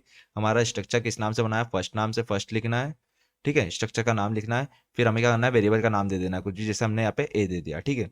अब हमें क्या करना है, स्ट्रक्चर के अंदर के वेरिएबल को एक्सेस करना है, एक्स और वाई को हमें यहाँ का लिखना पड़ेगा, जो हमने वेरिएबल बनाया वो लिखना है, फिर डॉट लगा देना, ठीक है। फिर वो इनर वेरिएबल का नाम लिख देना, ठीक है। तो यहाँ पे भी लिख देते हैं a.y, ठीक है। अब हम प्रोग्राम कंपाइल करेंगे, रन करेंगे, हमारी दो गार्बेज वैल्यू आके प्रिंट हो चुकी है, ठीक है। हम यहाँ पे बैकस्लैश n का यूज़ कर लेते हैं, ठीक है। अब हम क्या करते हैं कि इन दोनों वेरिएबल के अंदर डाटा स्टोर कराते हैं, ठीक है। तो हम डाटा स्टोर करा देते हैं 10 और यहाँ पे 20, ठीक है। तो अब आप सोच रहे हो कि इस प्रोग्राम का आउटपुट क्या आएगा 10 और 20, ठीक है। पर प्रोग्राम को कंपाइल करेंगे वैसे एरर आ जाएगी हमारी, ठीक है। एरर क्या आ गई, can not initialize a class member here, ठीक है। तो एरर क्यों आ रही है हम आपको बताते हैं कि हम स्ट्रक्चर में जो डाटा है वो डायरेक्ट इनिशियलाइज नहीं कर सकते, मतलब डायरेक्ट डाटा स्टोर नहीं कर सकते हम एक्स और वाई के अंदर, ठीक है। अगर हमें स्ट्रक्चर के अंदर डाटा स्टोर कराना है तो हम कैसे कराते हैं अभी हम देखते हैं, ठीक है। यहाँ से हटा देते हैं। अभी हमें किसके अंदर डाटा स्टोर कराना है, एक्स और वाई के अंदर, ठीक है। तो हम सिंपली कैसे स्टोर कराएंगे, हम सबसे पहले जो हमने वेरिएबल बनाया है मेन फंक्शन के अंदर वो लिखेंगे, फिर डॉट लगाएंगे, फिर वो वेरिएबल का नाम लिख देंगे जो स्ट्रक्चर के अंदर है, ठीक है। फिर यहाँ पे 10 लिख देंगे सिंपली, उसी तरह हम a डॉट वाई इक्वल 20, ठीक है। तो इस तरीके से हम स्ट्रक्चर के वेरिएबल के अंदर डाटा स्टोर कर सकते हैं, ठीक है। प्रोग्राम कंपाइल करा, रन करा, तो आउटपुट 10 और 20 आ गया है, ठीक है। तो अगर आपको स्ट्रक्चर के वेरिएबल के अंदर डाटा स्टोर कराना है तो आप इस तरीके से करा सकते हैं, डायरेक्ट नहीं करा सकते हैं, ठीक है। ये चीज़ ध्यान रखना कि हम स्ट्रक्चर के वेरिएबल के अंदर डायरेक्ट डाटा स्टोर नहीं करा सकते हैं, ठीक है। अब आगे बढ़ते हैं, नेक्स्ट एग्जाम्पल देखते हैं। अब हम चाहते हैं कि कोई यूज़र इनपुट दे और वो डाटा जाके स्टोर हो स्ट्रक्चर के वेरिएबल के अंदर, ठीक है। तो आपको पता है यूज़र से इनपुट लेने के लिए हम किस फंक्शन का यूज़ करते हैं, स्कैनएफ फंक्शन का, ठीक है। तो हम स्कैनएफ फंक्शन बना लेते हैं सिंपली, यहाँ पर हम लिख देते हैं %d, हमारे दोनों वेरिएबल का के स्ट्रक्चर के इंटीजर टाइप के, तो हम %d का यूज़ कर लेते हैं, ठीक है। हम यहाँ %% का यूज़ करेंगे, आपको पता ही है स्कैनएफ के अंदर %% का यूज़ करते हैं, ठीक है। अब हमें स्ट्रक्चर के वेरिएबल के अंदर डाटा स्टोर करना है, ठीक है। तो हम क्या लिखेंगे a डॉट एक्स, ठीक है, फिर %, a डॉट वाई, ठीक है। तो अब हम इसको प्रिंट भी करा लेते हैं कि हमें पता चल जाए कि हमारा डाटा स्टोर हुआ है कि नहीं, %d और हम a dot x, a dot y, ठीक है। हमने यहाँ पे डबल इन्वर्टेड कॉमा क्लोज नहीं करा तो क्लोज कर देते हैं। हम यहाँ पे परसेंटाइल का यूज़ कर लेते हैं, ठीक है। हमने गलती से वहाँ पे %, लिख दिया, ठीक है। अब प्रोग्राम को कंपाइल और रन करके चेक करते हैं हमारा प्रोग्राम सही वर्क कर रहा है कि नहीं, ठीक है। तो हमारा आउटपुट क्या आना चाहिए 1020, तो हमारा आउटपुट 1020 आ चुका है, ठीक है। तो आपको समझ में आएगा ये प्रोग्राम किस चीज़ का है। अगर हमें यूज़र से इनपुट लेकर डाटा स्ट्रक्चर के वेरिएबल के अंदर स्टोर कराना है, ठीक है, तो हम इस तरीके से स्टोर करा सकते हैं, ठीक है। अब हम नेक्स्ट प्रोग्राम की ओर आगे बढ़ते हैं, ठीक है। तो ये हमारा फर्स्ट टाइप था स्ट्रक्चर के वेरिएबल को डिक्लेयर करने का, ठीक है, फंक्शन के अंदर। अब हम दूसरा टाइप देख लेते हैं सिंपली, तो हम इसको यहाँ से हटा देते हैं, ठीक है। अगर हमने स्ट्रक्चर के वेरिएबल को फंक्शन के बाहर भी डिक्लेयर करा तो भी प्रोग्राम में कुछ भी दिक्कत नहीं आएगी, ठीक है। तो इसको बोलते हैं ग्लोबल डिक्लेयर करना, ठीक है, मतलब फंक्शन के बाहर डिक्लेयर करना को क्या बोलते हैं हम, ग्लोबल डिक्लेयर करना, ठीक है। अभी भी हम स्ट्रक्चर के वेरिएबल के अंदर जैसे हमने एक्स के अंदर 10 पुट कर दिया और हम एक्स वाई के अंदर 20 स्टोर करा दिया, ठीक है। तो अभी भी कुछ दिक्कत नहीं आएगी, हम प्रिंटफ की हेल्प से प्रिंट करा देते हैं दोनों को, %d दोनों को एक साथ ही प्रिंट करा देते हैं, ठीक है। और यहाँ पे हम क्या लिखेंगे, स्ट्रक्चर के वेरिएबल का नाम simply a dot x comma a dot y, ठीक है। तो एक ही लाइन में अभी 10 और 20 प्रिंट हो जाएंगे। आपको पता ही है प्रोग्राम कंपाइल करा, रन करा, तो 10 और 20 प्रिंट हो चुके हैं, ठीक है। तो ये हमारा सेकंड टाइप है स्ट्रक्चर के वेरिएबल को डिक्लेयर करने का, ठीक है। अभी हमने सबसे पहले देखा था जब हम फंक्शन के अंदर डिक्लेयर कर रहे थे, मतलब फंक्शन के अंदर बना रहे थे। अभी हमने फंक्शन के बाहर बनाया, ठीक है। अब हम तीसरा टाइप देख लेते हैं सिंपली।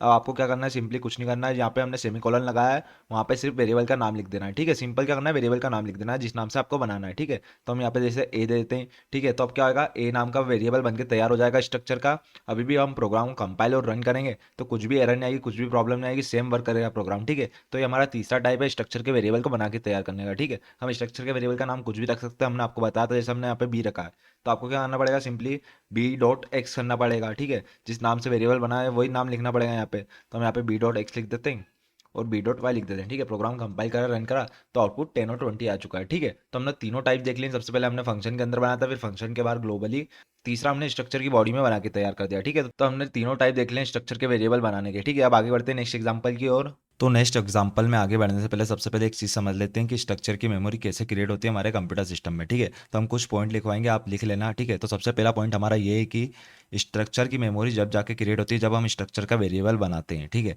क्या पॉइंट है कि स्ट्रक्चर की मेमोरी जब क्रिएट होती है जब हम स्ट्रक्चर का वेरिएबल बनाते हैं, ठीक है। जैसे हमने यहाँ पे अभी कोई सा भी वेरिएबल नहीं बनाया तो हमने इतना जो कोड लिख रखा है इसकी मेमोरी एलोकेट नहीं होगी हमारे कंप्यूटर सिस्टम में, ठीक है। ये मेमोरी जब भी एलोकेट होगी जब हम स्ट्रक्चर का वेरिएबल बना के तैयार करेंगे, ठीक है। तो किस तरीके से मेमोरी एलोकेट होगी हम आपको समझा देते हैं सिंपली। कंप्यूटर में ए नाम से मेमोरी एलोकेट होगी, ठीक है। हमने क्या कर रखा है, किस टाइप से डाटा टाइप बना रखा है, हमने दो इंटीजर टाइप के वेरिएबल बनाए, ठीक है। तो इनका साइज कितना होगा, 2 बाइट होगा, 2 बाइट होगा, ठीक है। दोनों का साइज 2 बाइट होगा, मतलब टोटल 4 बाइट होगा, ठीक है। ये हमने एक्स और वाई के वेरिएबल बना रखे हैं, ठीक है। इसलिए हम इसको ऐसे एक्सेस करते हैं a dot x, a dot y, ठीक है। तो फर्स्ट पॉइंट आपको समझ में आ गया होगा। अब सेकेंड पॉइंट हमारा क्या है, जैसे हमने यहाँ पे एक और वेरिएबल बना के तैयार करा बी नाम का, ठीक है। तो हमारा सेकंड पॉइंट ये है कि स्ट्रक्चर में हर एक वेरिएबल के लिए सेपरेट मेमोरी एलोकेट होती है, ठीक है। मतलब क्या होगा, एक और मेमोरी एलोकेट होगी हमारे बी के लिए, ठीक है।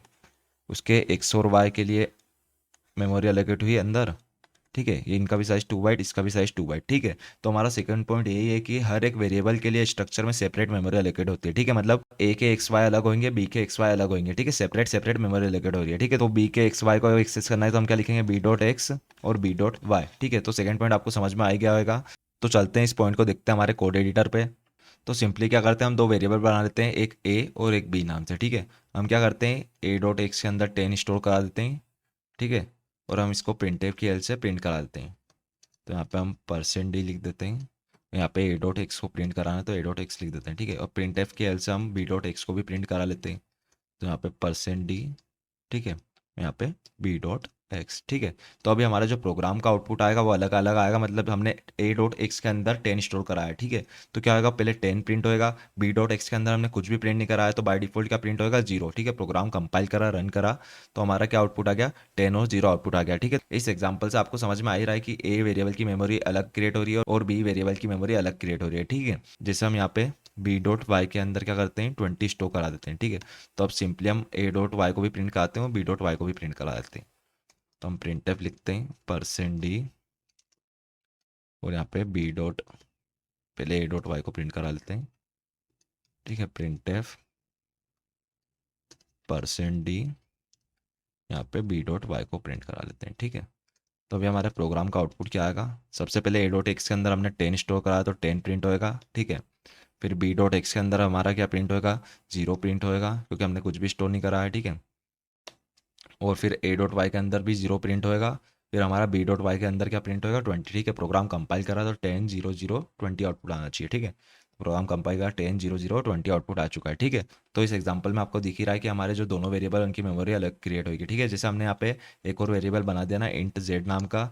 ठीक है, तो जेड भी दोनों के अलग अलग ही होंगे, ये चीज़ ध्यान में रखना। ठीक है, अब एक चीज़ हम आपको समझा देते हैं कि जब हम फंक्शन के बाहर वेरिएबल को डिक्लेयर करते हैं तो उनकी बाय डिफॉल्ट वैल्यू 0 होती है। अभी आप प्रोग्राम को कंपाइल करेंगे, रन करेंगे, अभी हमने बी डॉट एक्स और ए डॉट वाई में कुछ भी स्टोर नहीं करा रखा है। ठीक है, तो इनका आउटपुट क्या आ रहा है, 0 0 आ रहा है। ध्यान से देखना, 0 0 आ रहा है, 10 के बाद 0 0। ठीक है, तो इनकी बाय डिफॉल्ट वैल्यू क्या है, 0। अगर हम फंक्शन के अंदर स्ट्रक्चर का वेरिएबल बनाते हैं तो उनकी by default value garbage value रहती है। ठीक है, हम आपको दिखा देते हैं एक बार, यहाँ से इनको हटा लेते हैं सिंपली। तो हम यहाँ पे स्ट्रक्ट स्ट्रक्ट फर्स्ट, ठीक है, हमने आपको तीनों तरीके से स्ट्रक्चर का वेरिएबल बनाना सिखा दिया था। ठीक है, हम यहाँ पे लिख देते हैं ए बी। ठीक है, अब हम क्या करते हैं, ए डॉट एक्स के अंदर 10 स्टोर करा देते हैं। ठीक है, बी डॉट एक्स के अंदर हमने कुछ भी स्टोर नहीं करा है। ठीक है, तो हमारा पॉइंट क्या, अगर हम फंक्शन के अंदर स्ट्रक्चर का वेरिएबल बनाते हैं तो उसकी by default value garbage value रहती है। ठीक है, तो अभी बी डॉट एक्स के अंदर हमने कुछ भी स्टोर नहीं करा तो गार्बेज वैल्यू प्रिंट होनी चाहिए। प्रोग्राम कंपाइल करा, रन करा, कुछ एरर आ रही है, हमने क्या गलत लिख दिया। अच्छा, हमने यहाँ पे सेमीकोलन का यूज़ नहीं करा है। ठीक है, ये चीज़ ध्यान रखना आप। ठीक है, प्रोग्राम कंपाइल करा, रन करा, तो आउटपुट आ गया हमारा 10 और गार्बेज वैल्यू आके प्रिंट हो चुकी है। ठीक है, तो हमारे 2 पॉइंट और क्या थे कि अगर हम फंक्शन के बाहर स्ट्रक्चर का वेरिएबल बनाते हैं तो उसकी बाय डिफॉल्ट वैल्यू 0 रहती है। ठीक है, और अगर हम फंक्शन के अंदर स्ट्रक्चर का वेरिएबल बनाते हैं तो उनकी by default value garbage value रहती है। ठीक है, तो आपको समझ में आ ही गया होगा कि स्ट्रक्चर की वर्किंग क्या है। ठीक है, अब नेक्स्ट एग्जांपल की ओर आगे बढ़ते हैं हम। तो अब हमें क्या करना है, स्टूडेंट का डाटा स्टोर करने का प्रोग्राम बनाना है। ठीक है, मतलब स्टूडेंट का नेम स्टोर होना चाहिए और स्टूडेंट का रोल नंबर स्टोर होना चाहिए। ठीक है, तो आपको पता है डिफरेंट टाइप के डाटा को स्टोर करने के लिए हम स्ट्रक्चर का यूज़ करेंगे। तो सिंपली हम एक स्ट्रक्चर बना के तैयार करते हैं, स्ट्रक्ट, हम इसका नाम रख देते हैं स्टूडेंट। ठीक है, तो आपको इजीली समझ में आएगा। ठीक है, और यहाँ पे हम सेमीकोलन लगा देते हैं। अब हमें नाम स्टोर करना है तो हम कैरेक्टर टाइप का अरे बनाएंगे। ठीक है, क्योंकि हमें स्ट्रिंग की जरूरत है, तो हमने कैरेक्टर टाइप का अरे बना लिया, इसका साइज हम 10 देते हैं। उसी तरह हमको रोल नंबर स्टोर कराना है तो इंटीजर नाम का एक वाई नाम का वेरिएबल बना लिया। ठीक है, अब हमें क्या करना है, यूजर से इनपुट लेना, मतलब यूजर जो भी इनपुट दे वो स्टूडेंट के बारे में वो स्टोर होना चाहिए हमारे दोनों वेरिएबल के अंदर। ठीक है, तो हम स्कैनफ का यूज़ करेंगे सिंपली। तो हम क्या करेंगे, सबसे पहले अब आप ये सोचिए कि हमको 1000 स्टूडेंट का डाटा स्टोर कराना है। ठीक है, तो हमें क्या करना पड़ेगा, सिंपली 1000 वेरिएबल बना के तैयार करने पड़ेंगे। तो हम सिंपली अरे की हेल्प से बना सकते हैं, आपको पता है इजीली। अभी हम 3 वेरिएबल बना देते हैं। अगर आपको 1000 वेरिएबल बनाना है तो आप सिंपली यहाँ पे 1000 साइज दे सकते हो अरे का। ठीक है, तो अब आगे बढ़ते हैं, हम सिंपली स्कैनफ का यूज़ कर लेते हैं अब। ठीक है, तो हम क्या करते हैं, एक इंटीजर आई नाम का वेरिएबल बना देते हैं, उसको 0 से इनिशियलाइज कर देते हैं। ठीक है, हम फॉर लूप का यूज़ कर लेते हैं सिंपली, आई की value 0, i is less than 3 और आई को हम इंक्रीमेंट कर देते हैं यहाँ पे। ठीक है, अब हम क्या करते हैं, सिंपली स्कैनफ का यूज़ कर लेते हैं क्योंकि हमें यूज़र से इनपुट लेना है। स्कैनफ, यहाँ पे हम % हमारा पहला वेरिएबल स्ट्रिंग है, आपको पता ही है। ठीक है, और दूसरा हमारा इंटीजर है। ठीक है, और हम सिंपली क्या लिखेंगे, ए ऑफ आई डॉट एक्स, यहाँ पे %, का यूज़ करते हैं स्कैनफ में, आपको पता है। ठीक है, फिर कोमा लगा देते हैं हम यहाँ पे, फिर %, ए ऑफ आई डॉट वाई। ठीक है। तो अब क्या है, हमारा यूजर जो भी इनपुट देगा वो एक्स और वाई में स्टोर हो जाएगा। ठीक है। और हर वेरिएबल के एक्स और वाई अलग अलग होंगे, आपको ये पता ही है। ठीक है। तो सबसे पहले क्या होगा, हमारा आई की वैल्यू 0 है तो 0 इंडेक्स के एक्स वाई में स्टोर होगा। फिर क्या होगी, आई की वैल्यू इंक्रीमेंट होकर 1 हो जाएगी, फिर 1 इंडेक्स के एक्स वाई में स्टोर होगा, फिर आई की वैल्यू इंक्रीमेंट होकर 2 हो जाएगी, तो 2 इंडेक्स के एक्स वाई में स्टोर होगा। ठीक है। तो सिंपली हम इसको प्रिंट भी करा लेते हैं प्रिंट एफ की हेल्प से। तो हम एक और फोर लूप बना लेते हैं, i is equal to 0, i is less than 3, i plus plus कर देते हैं। ठीक है। और हम प्रिंट एफ का यूज़ कर लेते हैं सिंपली परसेंट एस और हम परसेंट टी। ठीक है। यहाँ पे हम लिख देते हैं ए ऑफ आई डॉट एक्स और ए ऑफ आई डॉट वाई। ठीक है। तो हमारा प्रोग्राम बनके तैयार हो गया, देखते हैं सही वर्क कर रहा है कि नहीं। प्रोग्राम कंपाइल करते हैं, रन करा। ठीक है। अब हम सिंपली नाम देते हैं हैश 101 देते हैं। ठीक है। जी 102 देते हैं और HHH 103 देते हैं। ठीक है। हमने तीनों स्टूडेंट का नाम दे दिया है और आईडी दे दिया। अब हम इंटर दबाएंगे तो यही प्रिंट होना चाहिए सिंपली। तो हमारे ये तीनों प्रिंट हो चुके हैं। हम यहाँ पे बैकस्लैश एन का यूज़ कर लेते हैं तो अच्छे से आउटपुट आएगा आपको समझ में। ठीक है। वापिस से नाम देते हैं तीन स्टूडेंट का, जैसे हमने हैश दे दिया है, फिर 101। ठीक है। उसी तरह हम जी दे देते हैं 102, उसी तरह हम के दे देते हैं 103। तो सेम आउटपुट आना चाहिए। तो हमारा सेम आउटपुट आ चुका है। ठीक है। तो ये प्रोग्राम बहुत इंपॉर्टेंट है, आपको बनाता आना चाहिए। ठीक है। तो आपको स्ट्रक्चर की वर्किंग समझ में आ गई होगी। अगर आपको कुछ भी डाउट आया तो आप कमेंट सेक्शन में हमसे पूछ सकते हैं। तो अब चलते हैं यूनियन की वर्किंग समझते हैं कि यूनियन होता क्या है। ठीक है। तो ये हमारा यूनियन का एग्जाम्पल है। ठीक है। तो जिस तरीके से हम स्ट्रक्चर को बना के तैयार करते थे उसी तरीके से हम यूनियन को बना के तैयार करते हैं। ठीक है। बस यहाँ पे हम यूनियन कीवर्ड का यूज करते हैं स्ट्रक्चर की बजाय, ये ध्यान रखना। ठीक है। यूनियन के वेरिएबल के अंदर हम डाटा भी उसी तरीके से स्टोर करते हैं जिस तरीके से हम स्ट्रक्चर में स्टोर करते थे। ठीक है। अब डिफरेंस क्या है हमारे यूनियन और स्ट्रक्चर में, हम आपको ये समझाते हैं। ठीक है। सपोज करो यहाँ पे स्ट्रक्चर लिखा हुआ है, ये यूनियन का एग्जाम्पल नहीं है, स्ट्रक्चर का मान के चलिए। ठीक है। तो क्या होता है, हमारे ए नाम का हमने वेरिएबल बनाया तो मेमोरी कैसे एलोकेट होती है हमारी, सिंपली आपको बताया था हमने स्ट्रक्चर में। ठीक है। सिंपली क्या होगा, मेमोरी एलोकेट हो गई और यहाँ पे एक्स और वाई होगा। ठीक है। ये एक्स और वाई। ठीक है। तो इनकी साइज कितना होगा, 2 बाइट। ठीक है। टोटल कितना हो गया, 4 बाइट। ठीक है। इस तरीके से हमारे स्ट्रक्चर में मेमोरी एलोकेट होती है। ठीक है। तो स्ट्रक्चर में क्या होता है, हमारी हर एक वेरिएबल की सेपरेट मेमोरी एलोकेट होती है। ठीक है। अब हम यहाँ से हटा देते हैं। अब ये हमारा एग्जांपल है यूनियन का। ठीक है। तो अब यूनियन में किस तरीके से मेमोरी एलोकेट होती है हम आपको समझा देते हैं, तो आपको डिफरेंस समझ में आ जाएगा कि स्ट्रक्चर और यूनियन में डिफरेंस क्या है। ठीक है। तो अब क्या होगा, सिंपली क्या होगा, मेमोरी एलोकेट हुई। ठीक है। ए नाम से। ठीक है। अब क्या होगा, जो एक से वाई है उसके लिए एक ही मेमोरी एलोकेट होगी। ठीक है। जो एक से वो भी इसी मेमोरी को पॉइंट करेगा और जो वाई है वो भी इसी मेमोरी को पॉइंट करेगा। तो यूनियन का यूज इसलिए करते हैं हम मेमोरी को बचाने के लिए। ठीक है। ये पॉइंट लिख लेना कि यूनियन का यूज हम क्यों करते हैं। ठीक है। तो दोनों क्या करेंगे, सेम ही मेमोरी को पॉइंट करेंगे। ठीक है। अब क्या इस एग्जांपल में हमने क्या करा, ए डॉट एक्स से यूनियन के वेरिएबल के अंदर डाटा स्टोर करा दिया 10। ठीक है। तो एक्स किस मेमोरी को पॉइंट कर रहा है, सिंपल इस मेमोरी को। ठीक है। तो यहाँ पे 10 स्टोर हो जाएगा। ठीक है। फिर उसके बाद क्या लिखा हुआ हमारे एग्जाम्पल में, a dot y equal to 20। ठीक है। तो वाई किस मेमोरी को पॉइंट कर रहा है, हमारा सेम मेमोरी को। तो यहाँ पे 10 हट के क्या हो जाएगा, 20 स्टोर हो जाएगा। ठीक है। अब हमने क्या कर रखा है, ए डॉट एक्स को प्रिंट करा है। ठीक है। तो अब एक्स किस मेमोरी को पॉइंट कर रहा है, सेम मेमोरी को, और उस मेमोरी के अंदर क्या है, 20। ठीक है। तो सिंपल प्रिंट क्या होगा, 20 प्रिंट होगा। ठीक है। उसी तरह वाई क्या उसी सेम मेमोरी को पॉइंट कर रहा है। ठीक है। तो फिर क्या प्रिंट होगा, 20 प्रिंट होगा। ठीक है। तो स्ट्रक्चर और यूनियन में डिफरेंस क्या आपको समझ में आ गया होगा। ठीक है। कि स्ट्रक्चर में क्या होता है हमारा, कि हर एक वेरिएबल की सेपरेट मेमोरी एलोकेट होती है, और यूनियन में क्या होता है हमारा, हर एक वेरिएबल की सेम मेमोरी एलोकेट होती है। ठीक है। अगर आपको मेमोरी को बचाना है, ठीक है, तो आप यूनियन का यूज कर सकते हो। ठीक है। आपको समझ में आ गया होगा कि हम यूनियन का यूज क्यों करते हैं। ठीक है। तो इसी प्रोग्राम को हम हमारे कोड एडिटर में चल के कंपाइल और रन करके देखते हैं कि हमारा आउटपुट सही आ रहा है कि नहीं आ रहा है। ठीक है। तो जो वहाँ पे था ये वही प्रोग्राम है। ठीक है। प्रोग्राम कंपाइल कर रन करा तो 2020 आउटपुट आ चुका है। ठीक है। जैसे हमने यहाँ पे ना 200 को स्टोर करा दिया, सिंपली सपोज करो हमने यहाँ पे 200 को स्टोर करा दिया। ठीक है। तो अब आउटपुट क्या आना चाहिए, हमारा 200 आना चाहिए। ठीक है। आपको रीजन हमने आपको समझा दिया कि 200 क्यों आना चाहिए, दोनों तरफ प्रोग्राम कंपाइल करा रन करा तो 200 आउटपुट आ चुका है। ठीक है। उसी तरह आप यहाँ पे एक और वेरिएबल लोगे ना तो क्या आएगा, सिंपली जैसे इंट जेड का नाम का आपने वेरिएबल ले लिया। ठीक है। तो अब क्या आएगा, जैसे आपने लास्ट वैल्यू क्या स्टोर कराई, a dot z equal to 30 store करा दी। ठीक है। सिंपली तो अब आउटपुट क्या आएगा, प्रोग्राम का आपको पता है ये तीनों एक ही मेमोरी को पॉइंट करेंगे। ठीक है। तो क्या होएगा, लास्ट में हमारी उस मेमोरी में वैल्यू कौन सी असाइन हो जाएगी, 30 स्टोर हो जाएगी। ठीक है। तो फिर हम प्रिंट कराएंगे तो सिंपली तीनों एक ही मेमोरी को पॉइंट कर रहे हैं, तो प्रिंट क्या होगा, लास्ट में 30 प्रिंट होगा। ठीक है। प्रिंट एफ की हेल्प से हम जेड को भी प्रिंट करा देते हैं, ए डॉट जेड। ठीक है। प्रोग्राम को कंपाइल और रन करके देखते हैं कि हमारी तीनों जगह 30 आ रहा है कि नहीं। हम यहाँ पे बैकस्लैश एन का यूज कर लेते हैं, सिंपली प्रोग्राम को कंपाइल करा रन करा तो हमारा हर जगह 30 आ चुका है। ठीक है। तो स्ट्रक्चर और यूनियन में क्या डिफरेंस है हमने आपको समझा दिया है। ठीक है। अब चलते हैं हमारे नेक्स्ट लेसन की ओर, जिसका नाम है हमारा पॉइंटर। ठीक है। तो हम आ गए हमारे लेसन 10 पे, जिसका नाम है पॉइंटर। ठीक है, तो पॉइंटर के बारे में पढ़ने से पहले सबसे पहले एक बात कर लेते हैं। अगर आपको हमारी वीडियो में सी प्रोग्रामिंग की कोई सी भी वीडियो में कुछ भी प्रॉब्लम आए तो आप उस वीडियो में जाए, नीचे कमेंट सेक्शन में टाइम लिखिए कि यहाँ पे हमें प्रॉब्लम आ रही है, तो हम आपको अलग से वीडियो बना के समझाने की पूरी कोशिश करेंगे। ठीक है, अब सी प्रोग्रामिंग के बाद हम पढ़ेंगे ग्राफिक्स के बारे में। ठीक है, सी प्रोग्रामिंग में ग्राफिक्स कैसे बनाते हैं और ग्राफिक्स की हेल्प से गेम्स कैसे बनाते हैं ये देखेंगे। ठीक है, इसके बाद जो नेक्स्ट वीडियो आएगी वो ग्राफिक्स पर आएगी। ठीक है, उसके बाद हम C++ कंटिन्यू कर देंगे। ठीक है, इस कोर्स में हमने जो भी सीखा है वो आपको दूसरी प्रोग्रामिंग लैंग्वेज में भी सेम ही रहेगा। ठीक है, उसको लिखने का तरीका अलग होएगा, पर आपको दूसरी प्रोग्रामिंग अगर आप सीखोगे तो आपको कुछ भी दिक्कत नहीं आएगी अगर आपने इस कोर्स को पूरा देख लिया होगा तो। ठीक है, तो इसके बाद हम जावा के भी कोर्स लाएंगे। उन सभी कोर्स की लिंक हम डिस्क्रिप्शन में दे देंगे, आप वहाँ जाके देख सकते हैं। ठीक है, तो अब हम पॉइंटर के बारे में पढ़ते हैं कि पॉइंटर होता क्या है। ठीक है, तो क्या लिखा हुआ है, नॉर्मल वेरिएबल स्टोर्स वैल्यूज। ठीक है, जो हमारा नॉर्मल वेरिएबल होता है वो डाटा को स्टोर करता है, वैल्यू को स्टोर करता है। जैसे हम आपको बताते हैं, जैसे हमने इंटीजर टाइप का वेरिएबल बनाया, ठीक है, एक्स नाम का। ठीक है, तो हमारा डाटा को स्टोर करता है सिंपली। ठीक है, फिर आगे क्या लिखा हुआ है, a pointer variable stores memory address of other variable. ठीक है, जो पॉइंटर वेरिएबल रहता है वो मेमोरी एड्रेस को स्टोर करता है। ठीक है, जैसे हमने आपको बताया था कि हम जब नॉर्मल वेरिएबल बनाते हैं तो मेमोरी कैसे एलोकेट होती है, हम आपको समझा देते हैं एक और बार। सिंपली क्या आएगा, एक बॉक्स बन के तैयार होएगा। ठीक है, हमारी मेमोरी में एक्स नाम से। ठीक है, इसका कुछ एड्रेस होएगा, हमने आपको बताया था मेमोरी का कुछ ना कुछ एड्रेस होएगा, लोकेशन होगी, किस लोकेशन पे आके स्टोर होता है। ठीक है, एड्रेस का मतलब आपको समझा ही जाता है। ठीक है, सिंपली यहाँ पे 10 स्टोर हो गया। ठीक है, तो जो हमारा पॉइंटर टाइप का वेरिएबल है वो क्या करता है, हमारी मेमोरी एड्रेस को स्टोर करने का काम करता है। मतलब ये एंड परसेंट एक्स से जो हमारी लोकेशन है उसको स्टोर करने का काम करता है। ठीक है, एड्रेस को स्टोर करने का काम करता है। ठीक है, आपको समझ में आ गया होगा। फिर आगे क्या लिखा हुआ है, to declare a pointer we use the dereference operator before its name. ठीक है, तो पॉइंटर को डिक्लेयर करने के लिए हम डी रेफरेंस ऑपरेटर का यूज़ करते हैं उसके नाम से पहले। ठीक है, अभी हम पॉइंटर टाइप का वेरिएबल बनाएंगे तो आपको समझ में आ ही जाएगा। The pointer must also be of the same data type as the variable whose address it is storing. ठीक है, तो इस पॉइंट का मतलब कि हमारा जो पॉइंटर टाइप का वेरिएबल है वो भी उसी टाइप का होगा जिस टाइप के वेरिएबल का वो एड्रेस स्टोर कर रहा है। ठीक है, मतलब जैसे हमने इंटीजर टाइप का वेरिएबल का एड्रेस स्टोर करा है तो पॉइंटर टाइप का वेरिएबल भी हमारा इंटीजर टाइप का ही होना चाहिए। ठीक है, ये पॉइंट इंपॉर्टेंट है, ध्यान रखना। ठीक है, percent u format specifier is use to, यहाँ पे प्रिंट आएगा। ठीक है, आप सिंपली लिख लेना।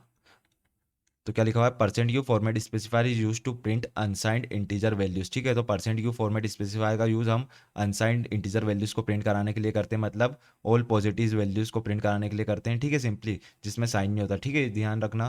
फिर आगे क्या लिखा हुआ है, use for print address it's range 0 to 65,535। इसकी रेंज इतनी है। ठीक है, तो हम परसेंट यू फॉर्मेट स्पेसिफायर का यूज हम एड्रेस को प्रिंट कराने के लिए भी कर सकते हैं। ठीक है, तो इसकी वर्किंग हम प्रोग्राम के थ्रू समझते हैं तो आपको इजीली समझ में आ जाएगी। ठीक है, तो हमारा ये एग्जांपल है। ठीक है, हमारा प्रोग्राम है, हमने क्या कर रखा है, एक इंटीजर एक्स नाम का वेरिएबल बना रखा है, उसके अंदर हमने 10 को स्टोर करा रखा, और सेकंड क्या बना रखा, पॉइंटर टाइप का वेरिएबल बना रखा, उसके अंदर हमने एड्रेस ऑफ एक्स को स्टोर करा रखा। ठीक है, फिर हमने एक्स और पॉइंटर टाइप के वेरिएबल को प्रिंट करा रखा। ठीक है, तो हम आपको इसको डायग्राम बना के समझाते हैं कि मेमोरी कैसे एलोकेट होगी, तो आपको इजीली समझ में आएगा। ठीक है, तो सबसे पहले हम इंटीजर एक्स नाम का मेमोरी एलोकेट कर देते हैं सिंपली। तो क्या होगा, एक मेमोरी एलोकेट हुई सिंपली एक्स नाम से, इसका कुछ एड्रेस होगा और इसके अंदर हमने 10 को स्टोर करा रखा है। ठीक है, ये हमारे इंटीजर एक्स नाम की मेमोरी एलोकेट हो गई। ठीक है, अब हम पॉइंटर टाइप की मेमोरी एलोकेट कर देते हैं।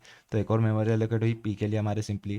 ठीक है, पी के लिए अब यहाँ पे स्टार पी हमारा है पॉइंटर टाइप का वेरिएबल और इसका भी कुछ ना कुछ एड्रेस होगा। ठीक है, अब पी के अंदर हमने एड्रेस ऑफ एक्स को स्टोर करा रखा है तो सिंपली यहाँ पे एड्रेस ऑफ एक्स को स्टोर करा देते हैं। ठीक है, अब होएगा क्या कि ये जो पॉइंटर टाइप का पी है वो जिसके एड्रेस को हमने स्टोर करा रखा है उसकी वैल्यू को पॉइंट करेगा। ठीक है, मतलब सिंपली क्या करेगा, ये 10 को पॉइंट करेगा। ठीक है, अगर हमने स्टार पी को प्रिंट कराया तो क्या प्रिंट होएगा, हमारा 10 प्रिंट होएगा। क्यों, क्योंकि वो पॉइंट किसको कर रहा है, उसकी वैल्यू को पॉइंट कर रहा है जिसका हमने एड्रेस स्टोर करा है। हमने एड्रेस किसका स्टोर करा रखा है, एक्स का स्टोर करा रखा है। ठीक है, तो एक्स के अंदर क्या हमारा 10 है। ठीक है, तो उसको पॉइंट करेगा। तो इस प्रोग्राम का आउटपुट क्या आएगा, आप समझ ही गए सिंपली। हमने एक्स को प्रिंट करा, एक्स के अंदर 10 है तो सिंपली क्या आउटपुट आएगा, 10।